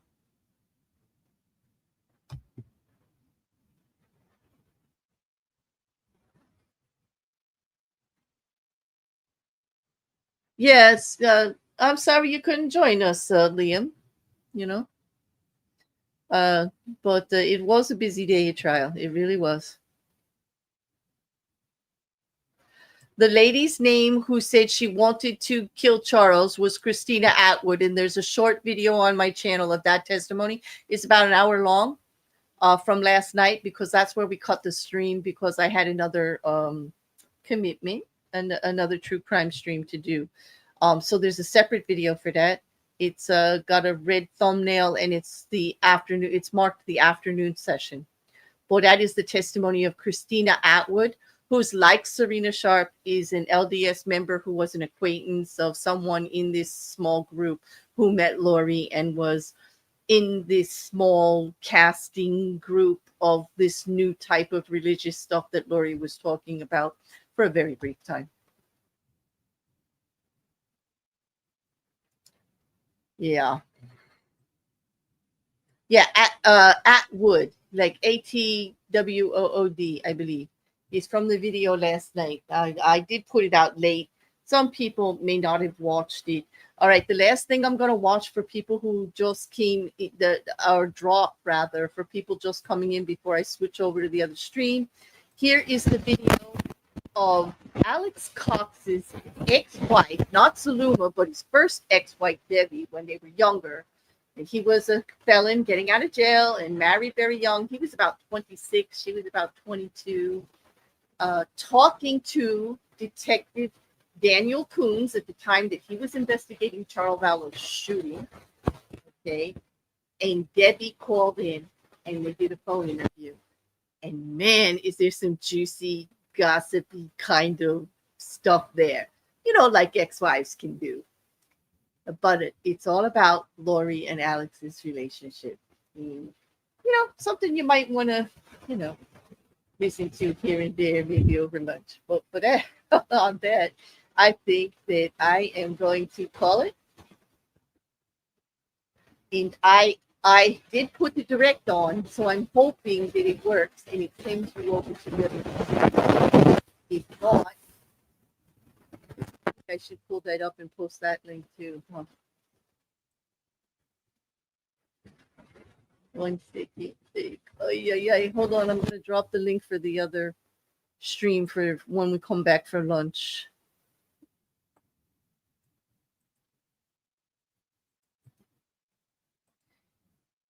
This is the link for the next stream, everybody, in case you don't end up back over where I think it's going to send you, where it should send you. Anyway, here you go. This is the link to the next stream this afternoon. Okay? We were coming back after lunch for more live coverage. I'm not going to record today. I'm going to do live. If you want to join me in chat. My mic is getting scratchy. Thank you, Jin. I will definitely do a reset then on the way. Thank you for letting me know. Sometimes it gets a little static buildup. Appreciate it. Okay, guys. See you soon.